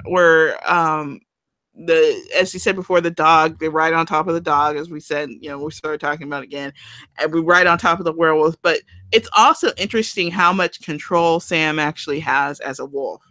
Yes. Well, how much Sam's wolf has control, we should say. Now, I wonder if Adam is in such conflict with his wolf, how much sentience his wolf actually has, because the way Adam attacks problems. Yeah, well, also, there's something major that happens in this book. The What? wedding. What was that? The wedding. Oh, yeah. Is the wedding in this book? Yes, the wedding is in this book, because the next book's the honeymoon. So isn't that when we get introduced to her mom, right? Yeah. Wait, no, we should be getting introduced to her mom in this book. Yeah, this is where we're on Silverborn. Yeah. And we also get the teleporting vampire, correct? Yes. Now, here's the thing. And it's another like little push pin of the Maroc's love for this fucking wench. No, we get the teleporting vampire in the last one, because he teleports in to tell her he knows. And that's where her mom shows up the first time. Is it yeah, it's 2 books from now. Is her mother. Because that's when she goes and helps her friend with the other vampire, and yeah. So that's actually 2 books Wait, from let me now. look at the thing. Because Riverborn's after this book. His Bone Cross is where she finds out what happens, and she tortures. Well, yeah, right. She tortures. This is where she tortures. Bone Cross is where she tortures. Marsilia tortures. Scooby Doo guy. Stefan. Yeah, I can never remember his name. Tortures Stefan, and we find out that how much Stefan loves her. And he in Bone Cross, he hides all his blood servants as sheep, and he terrorizes him to get him out of the whole, to withdraw from her. Yes. And in Silverborn, and he teleports in Bone Cross, doesn't he? He teleports in pretty much in every book. Yeah, he teleports in and attacks her, saying she knows. And we also, at the end of Iron Kiss and the beginning of Bone Cross, they're getting married. The official No, wedding happens in Silverborn. yeah, at Bone Cross, the mom, no, wait, at Bone Cross, the mom shows up for the first time with the gun because, baby girl got raped. Yes. And she was ready to go fuck somebody up. Yeah. And then Silverborn, she shows up again because of the wedding. And this is the beginning of the wedding planning. The surprise wedding. And, yeah. And the integration of the pack and the forcing of the pack bonds. Yeah, the official surprise wedding actually happens at the beginning of the book. Of Rivermark. I thought it was beginning of Silverborn. Rivermark. Rivermark was the honeymoon. Rivermark was the wedding and the honeymoon. Was it? I think so. Because Silverborn was where the pack bonds were fucked with the first time. And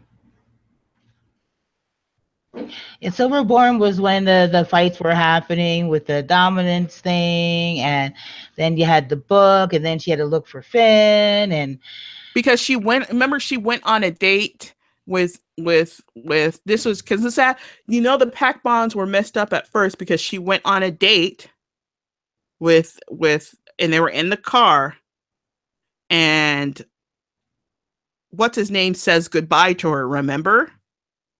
And then he plans to kill himself afterwards because she's now taken care of. There we go. Yeah.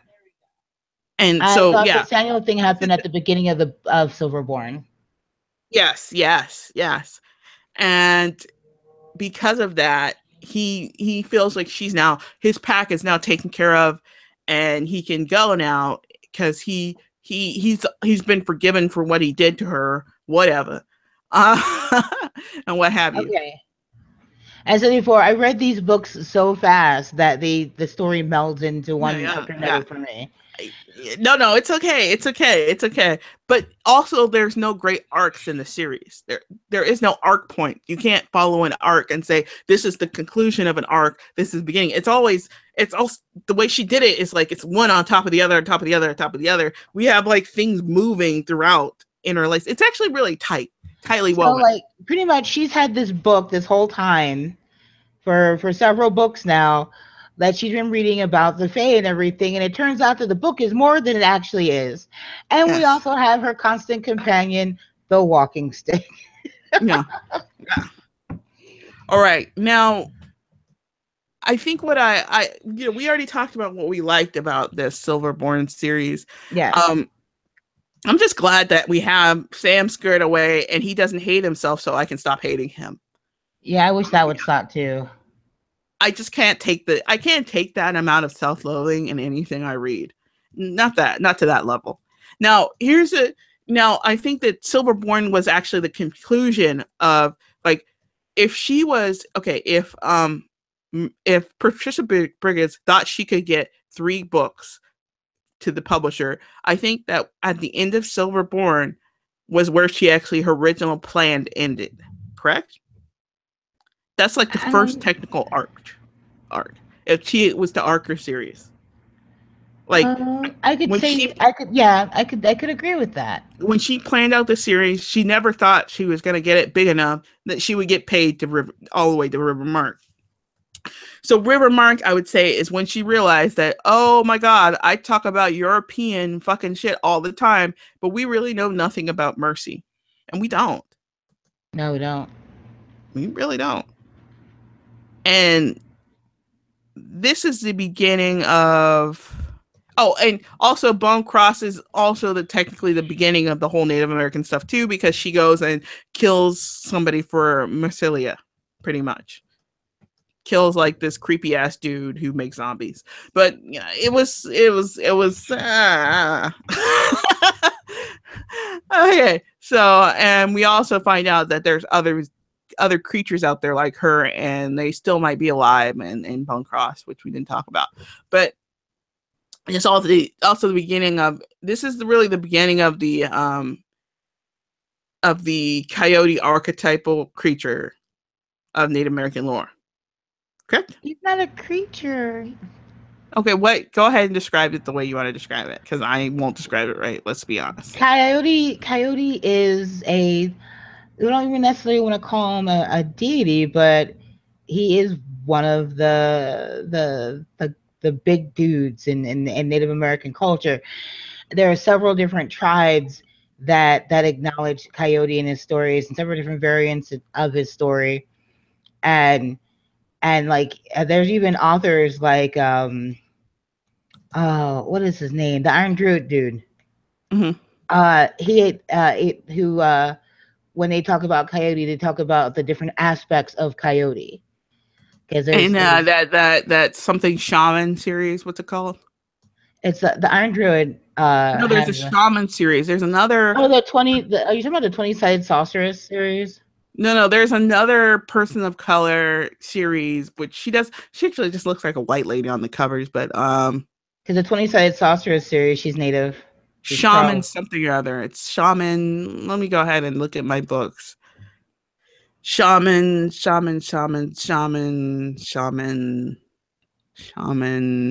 I'm looking at my all my red books. This does not have all my red books. That's such a small portion of my red books. It's ridiculous. But he's, you know, universally known as the trickster god, and he's always up to no good.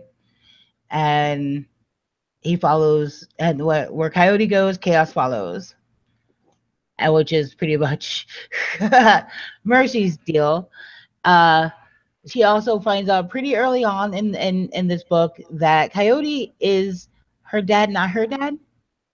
Technically, Coyote's her dad, but she goes through a phase in this book where it's, no, he's not my dad. The skin suit he was wearing was my dad. And eventually she does accept that Coyote is her dad.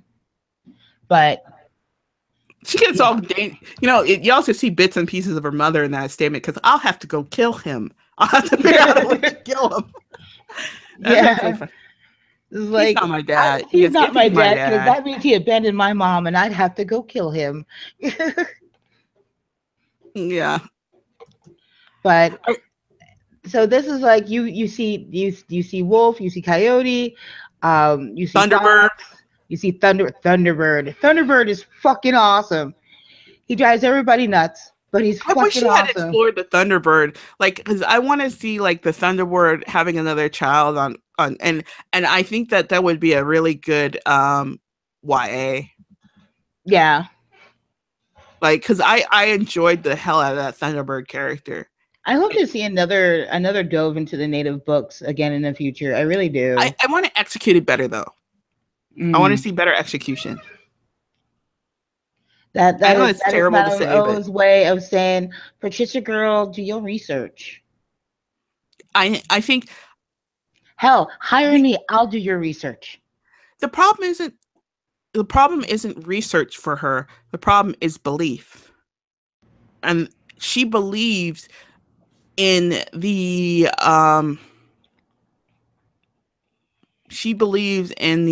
European style history, whatnot. But her belief gap, because she learned it later on, is low on, because I think she did the research. She hasn't owned the knowledge yet. Do you know what I'm saying? Yeah, but she's already stood amongst them, like amongst the great ones. So I think there surely should be more fleshed out of that. I think so too. And I don't know how she's going to square it, because I don't think she has enough books left to square it. I think she has as many books as she chooses to have and still push for it, because I don't think she has posted anywhere that I've seen where there is a end to how many books she's contracted for. And we know that there is a book 11 that is coming sometime. 2018. So it's like, we don't, like Elena Andrews, they'll say we're contracted for this many books. Mm-hmm. But I haven't seen that anywhere for Patricia. So, well, I think that her she's either from Ace or Tor. I believe it's Ace, actually. Well, Ace does better books than Tor covers, because those fucking covers that Alona Andrew gets fucking ridiculous. Orbit. Oh, and we also see the beginning of the as you said before, we see the beginning of the lore of the coyote, the wolf. It wasn't the beaver, otter. What was it? There are Fae Otterkins, actually. No, but somebody was sitting at the raven. So we Yeah. get the beginning of the contested. The raven, which are important. The coyote. Raven is also a trickster god, by the way. So Yes. you see his interest in. It's like she's like fucking trickster bait. Well, here's the thing. Like she's one of Coyote's. Coyote only has 2 children walking on the earth right now, according which we find out in the next book. Something old coyote. So it's like she is like, I think her and her half brother, which we'll get more into, represent 2 different aspects of Coyote. I think that she's more like, her side is actually more of the light trickster of Coyote, and I think that her half brother is more of the dark side of Coyote. The one that keeps trying to run from the chaos, and Coyote is like, you keep running, but I'm just gonna pour more on you. And I think I think because he rejected Coyote, Coyote feels that he needs to prove himself or something. It makes him more interesting, and because there's a portion of Mercy that is almost desperate to embrace Coyote, but she also accepts that there's chaos in her life. Yes, and yes. So therefore, even before she knew that Coyote was her father, she's directing the chaos, and in a sense that I think she makes it work for her. He's because he's in constantly rejecting. He's constantly trying to run away and reject power. He's making his situation worse. Yeah. And so he never creates a power base. It's like Coyote, and then like from a conversation that they had in, like, I think it was book 9, where Coyote was just like, he needs to fix that about himself. he's just not willing to just accept it, just let go. But we need to get back to this book and focus on this book. We'll get back. We'll talk more about her brother next book, which is pretty much on the way. So yeah. It's like within 1 or 2 books. So the Otterkin, the Fae Otterkin, decided to fuck with a ancient native thing that Coyote's already fucked with. And again, Kate Daniels, Patricia, the rule with all this shit that goes bump in the night, be careful what you pray to. Now, what kind of makes me upset, though, was that, she sees her father's ghost dance for her. Mm-hmm. And most people would be touched by that. And she was just like, what the fuck's going to happen now? Like, what's next? Something's about to happen. If my father's ghost is dancing for me, something's about to happen. Like, I think the monologue was, all these years I have never seen my father's ghost, thinking that he didn't have a ghost or something. And then she just sort of, what the fuck's gonna happen now? It's like, yeah. I was like, why did you do that? You ruined it. I think that this was the first, if this was the first reboot into something, like, if there's a season 1, we had the end of season 1. This is the beginning of the season 2, and it wasn't really as strong as it could have been. And I think that's a belief gap. I think it flowed well. I don't think I think it flowed weird. Also, like, I think there was just something,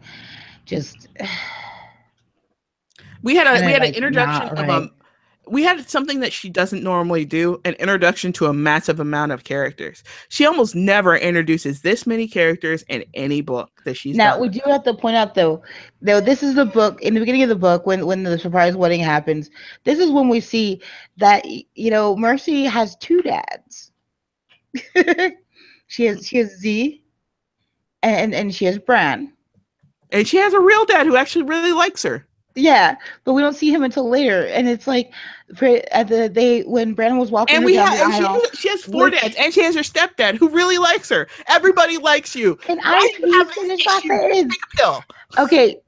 So Miss Hyperpants here is jumping ahead. So let me continuing my thing about the wedding. Okay. Because there's lots of symbolism in here. Mm-hmm. So you have Brand's walking down the aisle, and they're talking about how him and Z actually argued over who was going to walk her down the aisle. Mm. And yeah, her stepdad is there, but he's really he is more of her mother's husband Mhm. than he is her father.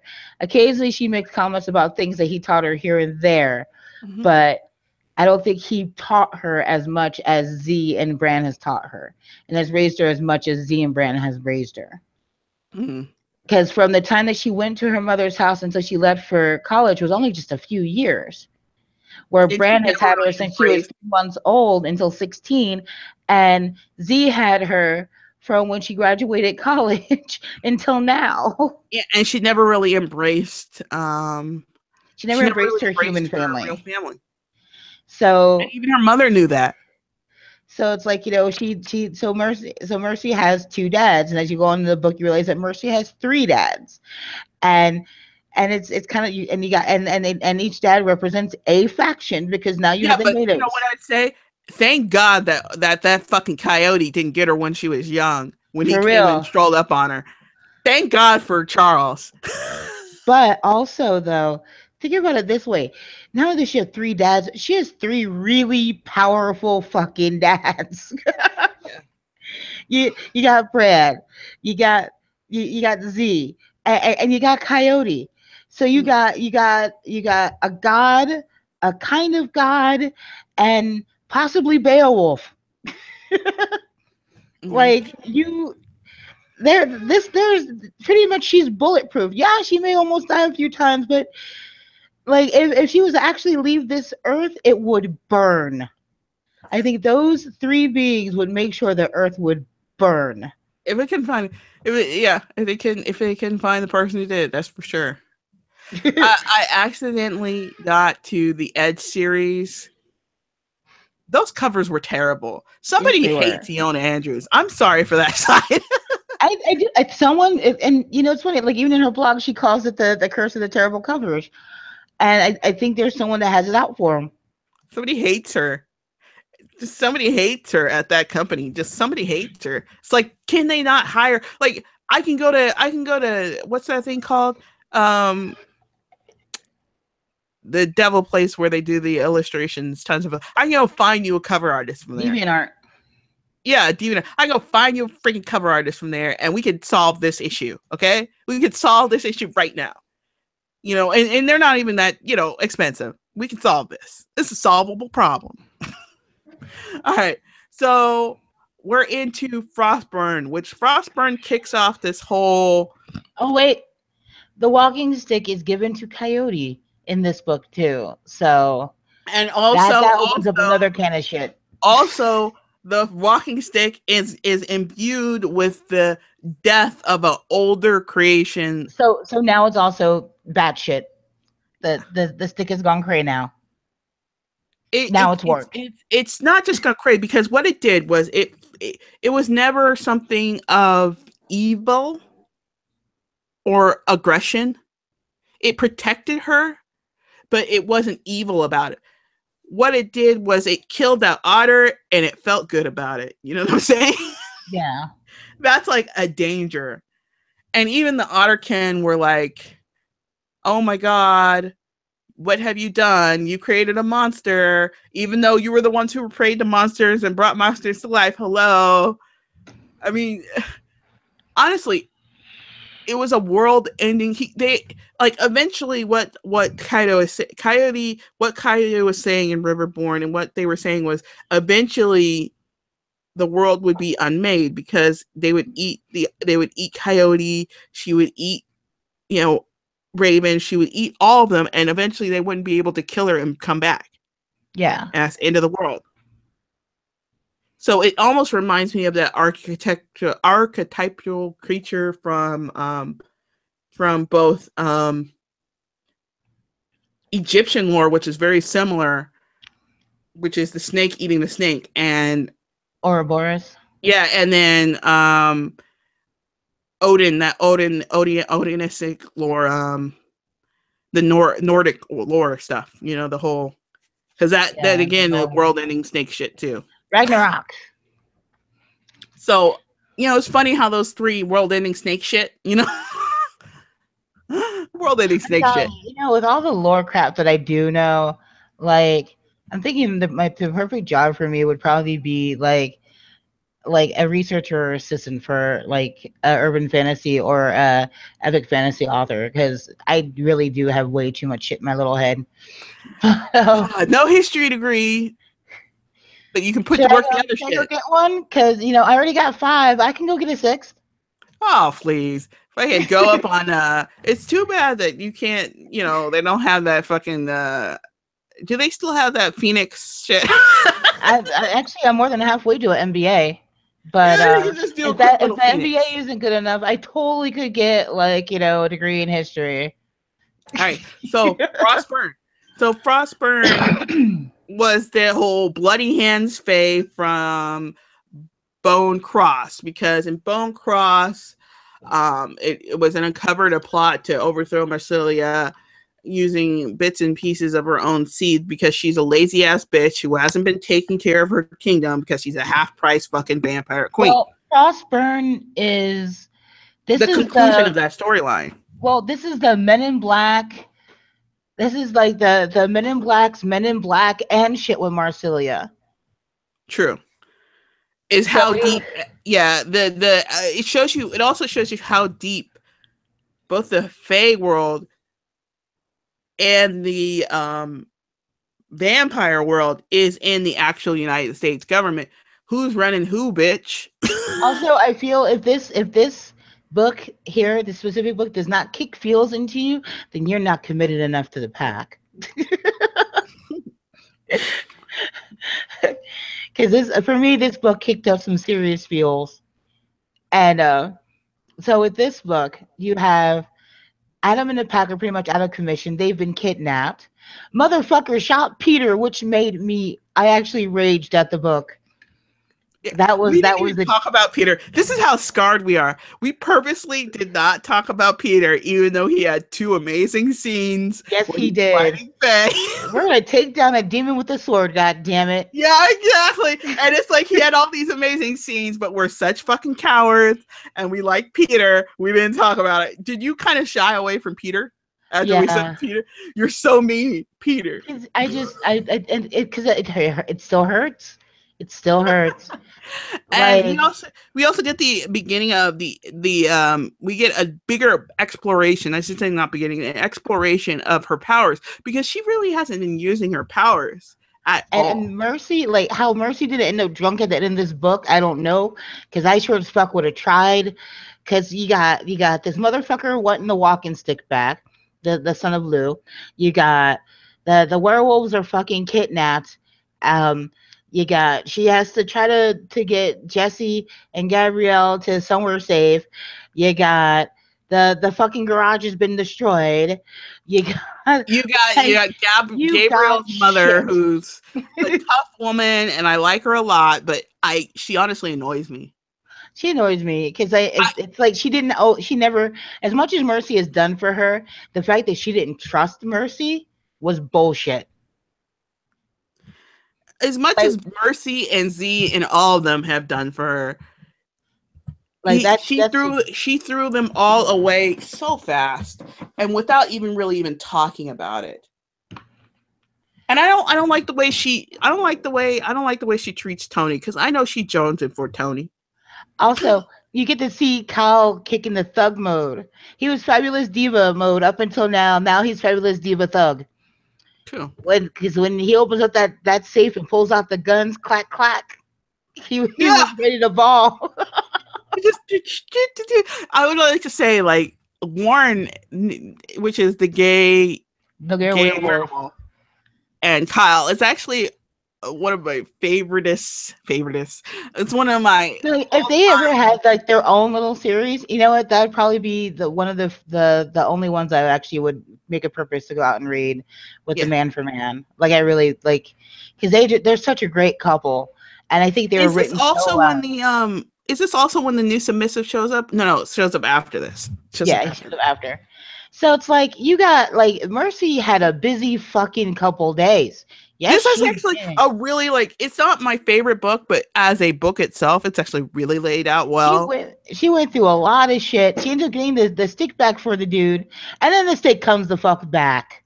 In fact, the last line of the book was, "Hey, stranger, I didn't expect to see you here," and she's talking to the stick. But so much happens, and then with Peter and Honey, and like, oh, Honey, my heart breaks for her. Honey, Like, honey, but she also grows. She starts growing from this point. you hear that thing just pounded my heart. Me Honey, too. honey, honey. Oh, I've never hated Honey, even when she was a bitch. me neither. I respected her bitchy ways. I respected the fact that she came ready for battle. What I And her liked about version of ready to Honey, battle is being able to battle in high heels and a good looking dress and a well laid out whatever. what I've always respected about Honey is that she may not have liked Mercy at first, But she respected the but hierarchy. she respected the hierarchy, And she and liked like, Warren. but she was never really comfortable with having. She knew she was more dominant than her husband, and I think it bothered her that she was more dominant than him, and that's She's more why she dominant than preferred to most of the be, pack, and with the that's why she exception of preferred Warren and Daryl. lower. I Well, think I she's think when higher than we think. I project that when Daryl goes on to his own pack and Warren becomes the second, I could see Honey Honey becoming becoming three the third, or but fourth. I can see Ben becoming the fourth. I don't understand. The one thing I don't understand about the series is how dominant wolf become more dominant after they've been turned. Because I think it also has to do with the battling too. It's like they accrue power or something. Yeah. It tempers the power or something. She didn't really explain it, Like it took a but while, but Ben became so do or die for Mercy. They started off as hating each other to having you each really other's just back. enjoy the Ben storyline, okay? I Whatever, get a kick bitch. out of Ben, even though he's a foul-mouthed creature, because I totally don't know my own kind. I think Like, I kind of want him to move forward in his woman issues a bit more. well, that's the thing though, is that there does need to be more Ben backstory, and I really hope that this upcoming book is going to delve more into that, because he was so, especially in book 10. You know, if it wasn't for him, no one would even have found fucking Mercy yet. So Book 10 was not my favorite. what the only my only problem with book 10, and I actually am going to give it a reread here probably in like a couple weeks, Mm. was just I did it, you know, I think in a couple weeks I'm actually going to reread it, like actually read the book and not do the audio book, because that male voice actor, Ruined it. Yeah. like Okay. honestly, you know, she should have called Halter Graham like she had for the Alpha and Omega, called Halter Graham and was like, hey, like, can you do this one too? Okay, so in Frostburn, what they think Frostburn, the guy, the Frost guy, whatever, This he is like was a actually big turn in the story, I think. he was a witch vampire, wasn't he? Yeah, he was a witch-born vampire. Okay. And we all realize that Wolf as a character is crazy. But he He was he was like, yeah, Wolf was a hot mess. But the vampire they ended up battling in all this, like Mercy, Marcelia was smart in picking Mercy for this, because this was like this fight was made for Mercy. That was the easiest part of her day, was this fight. where she's just like, let me figure out how to defeat this. MacGyver for magic. And I was like, oh, wait, I could do this. Okay, boom, you're free. Boom, you're free. sheep, Boom, you're sheep, free. sheep. The zombie running Fae thing was actually pretty funny though. Like, But that was, you know, she was just, you know, she had that fight was just so easy for her. Also, you get introduced to the Asian vampire dude, Tom? Was that his mm-hmm. name? Which, according to the Patricia Briggs site, him and the Fae chick who you'll meet in next book, who are thirsty for each other, are going to get a book. So, oh yeah, the Do Me Now. Speaking of Do Me Now, Night Broken. Night Broken is starts off with a bang. With the Fae have fucked themselves over, speaking of, which as I'm happens in talking the Omega about these series. books with you, I actually need to go down this list and mark this shit as read. The Omega books and the Omega books, a ancient Fae realizes his daughter is kidnapped, which you don't find out. Now, this is part of the problem with the series. If you're not reading the other series, you're just going to be like, "What the fuck happened here?" So they retreated back to the reservation, thinking that Underhill is open to them. They're like, "Fuck you, humans. We don't need you anymore. Underhill is open. We about to go play." But the problem is Underhill isn't open. Nope. Now, in this one, this is where this is in the next book we get that more of that, but in this one we get the ex-husband, the ex-wife, which we both hate. Okay. Now, We both hate here's my to problem the with point. this thing. To She the has point. all these friends, these friends, you know, and yet like she at the same time sees them all as monsters, and it's like, and these same friends that can't stand Mercy, who has never seen them as monsters and has always been chill with them. Like, I don't get it. Yeah. I don't get it. I don't get it either. They hate Mercy with a level of unholiness they do not apply to the person who manipulated the whole pack until it was in. So, because even before Mercy came to the pack, Christy was turning that pack in knots even before she got there. You remember? Yeah. Manipulating. She saw them as animals, as monsters. She didn't really care for them, and like it just didn't turn out well. And God, I wish there was like a thing where I can just mark all these bitches at once as read, because this is gonna take a while. Yeah, this as well as another place where she's trying to fit in more Native American lore and make it part of the story instead of sort of like a This one isn't native. This one gag on the is story. this this deity is something completely separate. No, well, this is the introduction of the way Native Americans think about rivers, lakes, and bodies of water and objects and stuff like that. And that's where she was trying to draw allusions to. Because I think the more actual discussion of that came the book after, when they were discussing the difference between a golem and that dude. Yeah. All right. So what I love about this book is like, I love the walking stick. And I know you don't like I love the cover, by the way. It's like the best cover out of all the covers. And she has so much titty in this cover, but I still love it.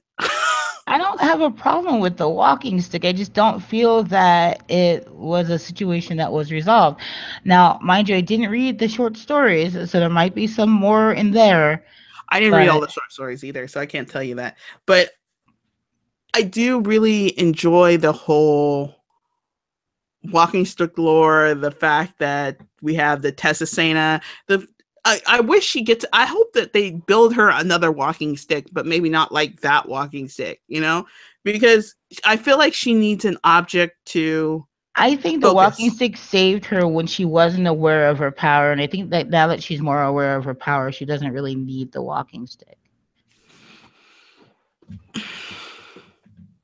I almost want something that she can fight with. Well, she's the daughter of Coyote. I am sure they will find her. I hate the fact that the only consistent weapon she had besides the walking stick is her teeth. And that kind of annoys me. Then again, there might be. Well, she also has powers, and even more powers that she's still learning about. True, but I do like the fight scenes. I think that her and Kate Daniels actually do really efficient fight scenes that make sense and you can follow. Yeah. Instead of somebody. So a lot of people Okay. don't get up and actually map out their scenes and go physical with people.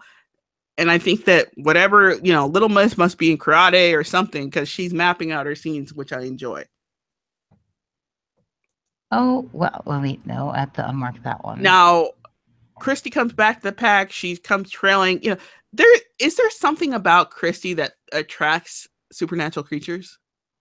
No, I don't think that's even it. I think that because she's a gold digger, and long dead things happen to have a lot of gold. Not long dead, but long living things have a lot of gold, and that's what works for her. That's what I think it is. You Like just went let's straight for call the it straight gold to digging, say. huh? You didn't even stop going. You just went straight for gold digger. She's a gold digger. She is. She's a gold digger, and it's just that simple. That's You it. know, it took her. That's it. She's a gold digger. Done. See, Mercy called her out on it. She was like, "How long did you even know him before you jumped into bed with him? Not long. What, 4 hours? See, so like everybody knows she's a gold digger. Gold digger. She ain't messing with no broke. Yeah. So she ain't messing with no broke. All right. So, and we also get some interesting sort of native Canary Islands, Tessacena, Yeah. sort of, which I think is interesting. I don't think we're ever going to explore the Tessacena stuff. And I wish she had imprinted this guy, which she might have imprinted him earlier in short stories because she loves reusing characters and we may have just missed him. But I wish she had done more with that end because it kind of felt like that guy was just in. And I didn't quite like that. Now, the whole projectile finger thing was hilarious. And I worry that the United States government has the finger. Possibly. I always worry when the United States government has DNA of anything in supernatural in any of these books because it never ends well. That scene itself was kind of a funny scene.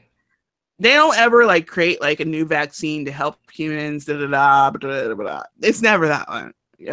It's like, let's build rockets. Let's go to the moon. No, I think we really need to spend most of our money blowing shit up. Here on Earth. Why don't we go and get all those asteroids with billions and billions and trillions of dollars of gold in it and all other precious metals? No, let's just go to fucking Central America and Africa and steal some shit. Okay, done. Okay, all right. So, and we also have another instance where Mary Jo is not backing the correct horse. Yeah, again. Because Mary Jo never does anything logical. Because Mary Jo, though Mercy did get some highly revenge. insecure woman. Though Mercy did get some revenge with Christy, I didn't feel satisfied. I feel she needs to be punched in the face just once. You know what pisses me off too? She's like, "Oh, Honey she needs to move in with us and Honey." You know what? Why don't you ask Honey first? Word. You inconsiderate hoe. Because Honey don't like Christy. No, Honey doesn't. It's like Mary Jo is so fucking inconsiderate. It's ridiculous. I mean, every opportunity to betray, blow up, do all kinds of madness to her, she takes it. Mary Jo needs really just one good ass whooping. Honey, Honey. Oh, Honey. But also in this book, you see that Honey is growing. She's becoming so much stronger. You see that, and you meet the half brother. Yes. What's his name? Gordon? I think it was something. Coyote Beaver. It was old man Coyote. Gary Laughing Dog. Gary Laughing Dog. There we go. You know this series is beloved because people fill out the character set. But it was definitely, Coyote. Yeah. It was, and he had so many little issues there that I felt that if he just manned up and faced it just a little bit. It was the yin. He was the yin to her yang. Yeah. It was like if Mercy Thompson became this person, because I think part of the reason why he is where he is I have a feeling that he was hyper isolated when he was I young. can see that. Something happened, and because he's over 150 years old, yeah. Yeah. Oh, And even he older has an than that. age. He's like 150. That's another one that I would like to see more backstory of. He's like 150, so like somewhere he's older than Adam, but not younger than Honey. What if him and Honey get their own book? Because there was that attraction there. You're just ready for having this laughing dog. You just love your little tricks to people. Yeah, but also there's so much backstory to him.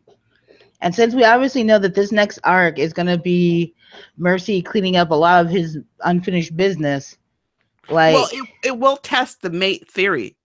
With Honey and Laughing Dog will test the mate theory, because I think that they get more than one mate. I think they get more than one mate. Maybe. We'll have to see. All right. So let's go and... Or maybe also something to do with the age of the wolf too, because Honey is not that old. Peter was very old, but Honey wasn't that old. True. All right, Fire Touched. Let's get into Fire Touch. Fire Touch, Mercy Book, Thompson Book 9, Fire Touch. It's where we get the culmination of all the drama that she has been working on since River Touch and the Omega series, when the Fae locked themselves into the Fae world, only to find out that Underhill don't play that. And so there's so much.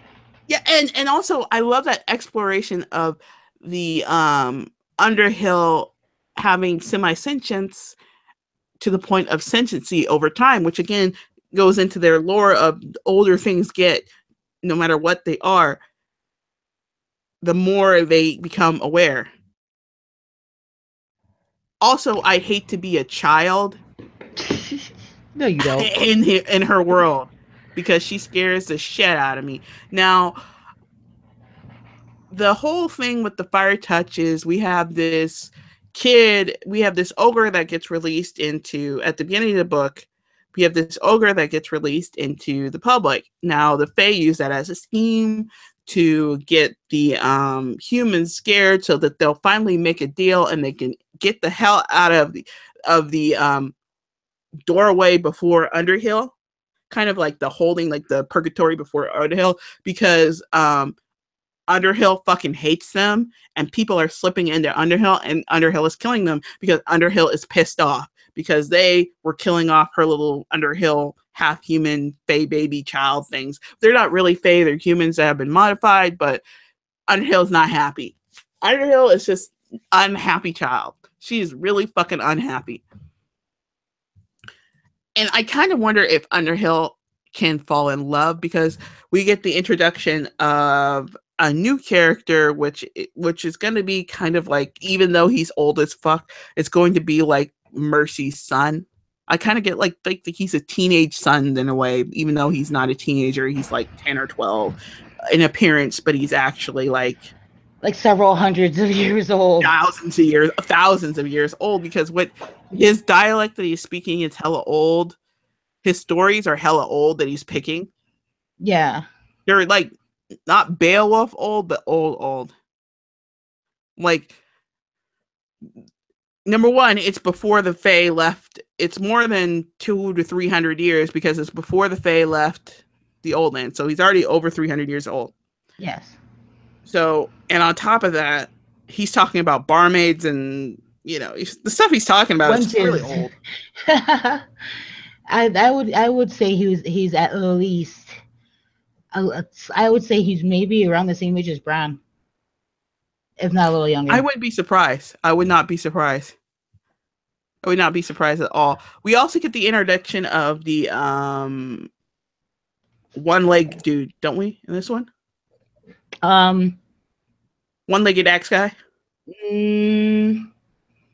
Next book. Are you sure? I think. Because next book, she's out of the country, isn't she? Oh, wait, yeah, it is this book, but it's like confounded the way it is in this book. Because, like, once again, Mercy has a busy fucking day. So you got series. Mercy has a busy day is the series name.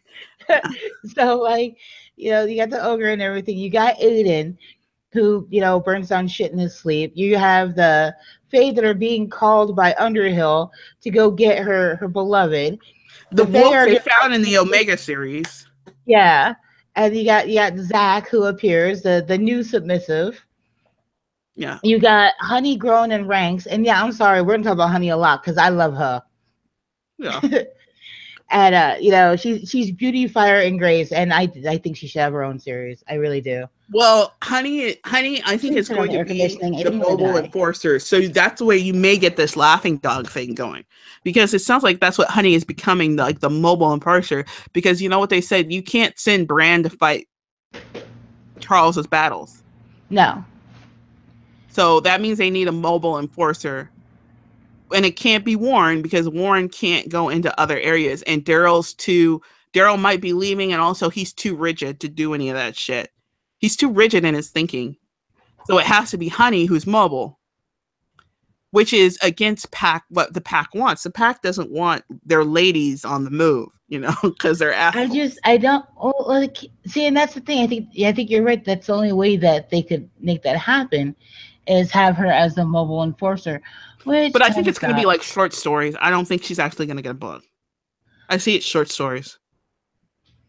It's like what you established at the end of the last book was pretty much, there is an attraction between her and Narcy's brother, but And at the as same, Peter's ghost fades, and it yeah, and becomes. but she feels bad about having that feeling. But She the feels bad ghost is about the still feeling. fading. The ghost is still Yes. fading. Because she's the ghost. The ghost isn't holding her. She's holding the ghost. Just like Z's wife. Z's wife. Z Z's wife isn't technically all holding. Z and his son are holding the ghost. So it's just like, there's definitely more happening, which is pretty cool. She said that there's ghosts that try and hold themselves to there, and then there's people who hold the ghost, and when you think about ghosts too much, the ghosts lead you into trying to kill yourself so y'all can be together. Yes. Yeah, which is kind of crazy and very like logical too. Okay, so we have a bevy of characters in an introduction, only two, but for Mercy Thompson, two new characters are a big deal, which is part of the reason why River Mark didn't work out, because it was just too many characters introduced at once. And that's my opinion. That's my opinion. Just too many characters introduced at once, along with new lore. But we have two new characters. One leg guy who from the Omega series. I think he's from the Omega series. I can't remember. Which is a wolf that wanted to kill himself, and we get to see Days of Our Mercy, which is what the day-to-day life looks like for a alpha werewolf, which is interesting. And we also get the introduction. Is it Night Broken where we get the new wolf? Yeah, that's where you New, meet Zach, yeah, the new and you submissive get was Night more of Broken. an idea. You also get more hints of, well, not even more hints. You get more of Ben's backstory, Yeah, and that he's been abused as a child. by a woman. I didn't. Was there confirmation that it was a woman? I feel like it's a woman because he lashes out at women, but it could be he's lashing out because women look the other way. Maybe, or didn't believe him. Yeah. But at the same time, about the whole physical reaction and it's hard to. I don't know. I don't know if I want to fully know Ben's backstory more than I. But you can't have him be past things until you know it. And he's a fan favorite. I know he's a fan favorite because people talked about him all the time, including you, because he's like you and your Fagin type characters are just ridiculous. Why? Because Why? if it's a Fagin type character, you're right on top of it. I just, I have my tastes. I guess Yeah, that's just what it's it very is. Fagin. It's very Fagin. But I bet you hate Eddie Haskell. I don't trust Eddie Haskell, which is Yeah. what you're not supposed to do. All right, so we have a lot going on here. We also have they finally broker a deal, but in order to broker a deal with the Fae, the humans, and to actually get to a place of somewhat neutrality, Bran sunders the pack. Now, the pack believes that they're going to go back to Bran, but what I think is going to happen is that he's going to create his own power base, and so Bran can't absorb him back in. Do you know what I mean? Yeah. I Well, think he can't yet anyway, at least until these accords are taken care of. I don't think he's going back though. If the series continues and she gets more books, I don't see Adam going back to Bran. At least not for 100 some odd years. I think it becomes more like an alliance with Bran instead of being a supplicant of Bran. That's or a vassal. possibility. Because he has mercy, so that's the alliance. I don't see anybody else getting that status because they won't have mercy unless it's Mercy's son or daughter who's leading the pack. Do you know what I mean? Yeah. Because then Grandpa Bran will be over there being Grandpa Bran. You know? And you know how he is about children, but he can leave his bitch wife at home. That's for sure. Okay. Yeah, something needs to be done about that bitch too. I don't. So It's almost like, here's the thing: if he gets because the wolf mates. The wolf, see, that's an example of multiple mates because the wolf has mated to her. yes. Even though the man has not. So the wolf can have multiple mates. Actually, wait, his wolf didn't mate to her. I remember that vaguely. Bran's wolf only mated to his Salem wife. Charles's mother. His Salem wife. That's what they always say, the Salem wife. And so it was just that he just needed a mate and not necessarily mated to her. So yeah, the man picked Leah. Well, I thought the wolf decided that the wolf had had enough, and then the man picked Zila because he could never love her, and therefore they will never be in danger again. Yeah, but the actual mate was. They must have some real fucking angry sex though. If they have sex at all, they haven't. You know, I don't think they have sex. I think she's just there. She is so bitter. I wouldn't be surprised. Because like she always felt threatened by Mercy. She is so freaking. And I don't really even fully understand that one.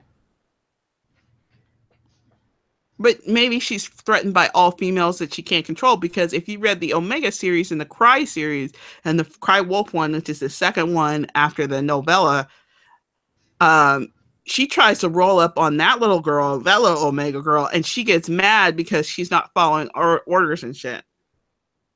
So I'm getting there. Anything she can't control, she finds it as a threat. So she's threatened of Charles. She's threatened of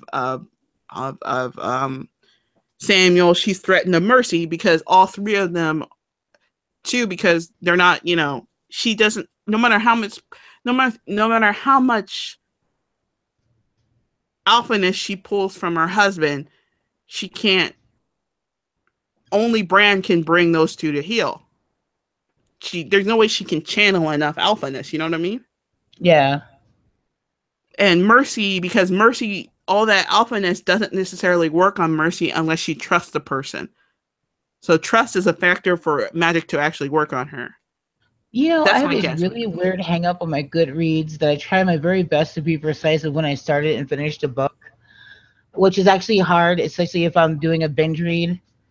Wait, what? With Goodreads, I always try to be honest on Goodreads about when I've started and finished a book. Oh, yeah, me too.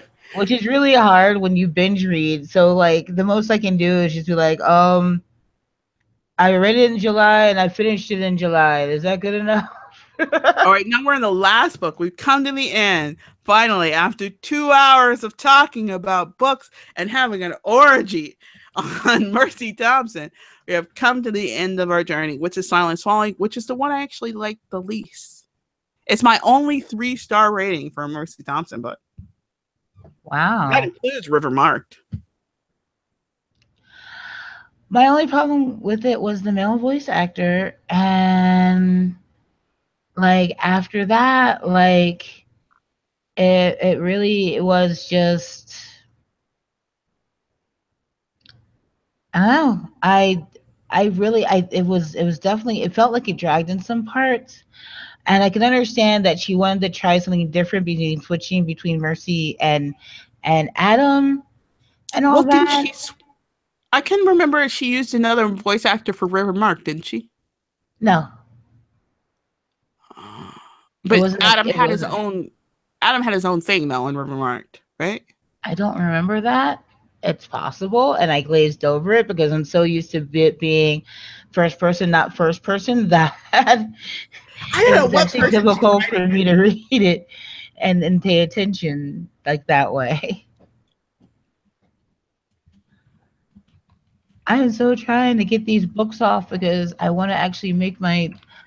Okay, here's my thing with Goodreads. You know, I make my reading challenge every fucking year. The problem is that I don't always remember to go back to Goodreads. Hell, I make my reading challenge within like 3 months of that to. year. But it's always hard for me to go back to Goodreads and remember to mark them all down. Because Yeah. I don't think, hey, I should go finish this. I think okay, so she tried to do this whole Prague and the Jewish. I found the Golem lore that Yona Andrews and Patricia Briggs actually talked about was actually really interesting. The problem is that I don't like Prague. I don't. It's not that I dislike. Let me rephrase the thing. I don't dislike Prague. I dislike Mercy in Prague. I just didn't. I know every other book Mercy gets kidnapped or Adam gets kidnapped, and that's become the whole shtick. Mercy's kidnapped, Adam's kidnapped, Mercy kidnapped, Adam kidnapped, and so I just something about her getting kidnapped all the way to Prague just pissed me off, and I don't even understand why I was so pissed off. It was just like, ah, oh, why? And on top of it, I think it was the male voice actor. And I think if I read this book, I would have liked it more. The male voice actor really did fucking kill it for me. And Do you it was remember the voice actor from 50 Shades of Grey, the first book? Oh my God. Do it.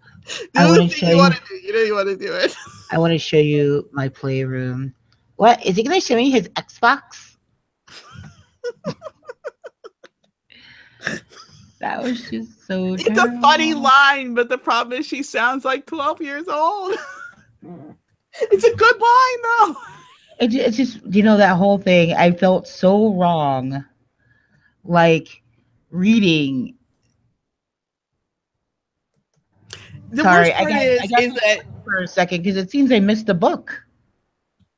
the 50 Shades of Grey audiobook, the 50 Shades of Grey has one of the lowest rating audiobooks that Audible has ever had. It has so much negative reviews. It's insane. It's like it's more negatively rated than the 50 Shades book itself. I can co-sign on that. Yeah.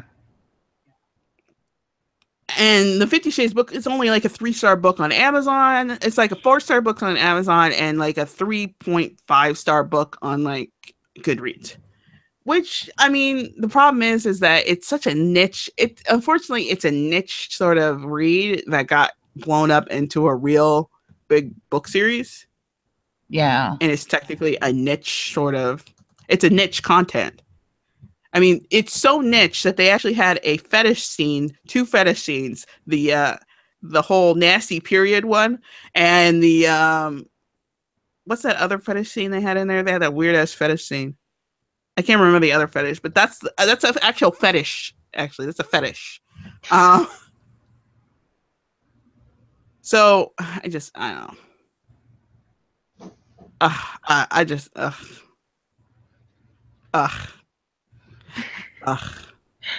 You know, and it's, you know, the funny thing is, she sounds like she should have been the audiobook reader for Twilight. Oh my god. Ah. All right, I'm done bashing 50 Shades of Grey. I think we bashed the Hollows, 50 Shades. We've done our spiel that we do every single week. We somehow managed to bash the Hollows and lift up Kate Daniels even more. But we might have to start lifting up Mercy Thompson because it was actually just a really great series. If you haven't read,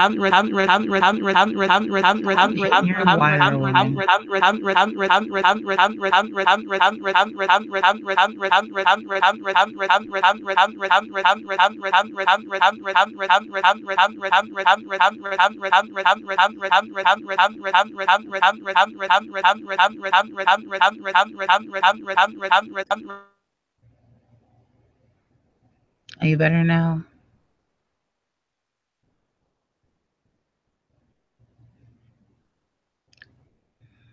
So yeah, I think everyone should definitely go out and track down and read the Mercy Thompson books because they are some great friggin' books.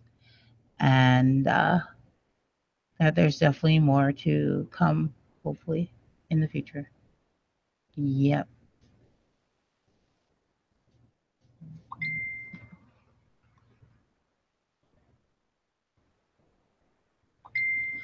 And that's going to wrap us up for Mistress of Reads. And we will see you all real soon.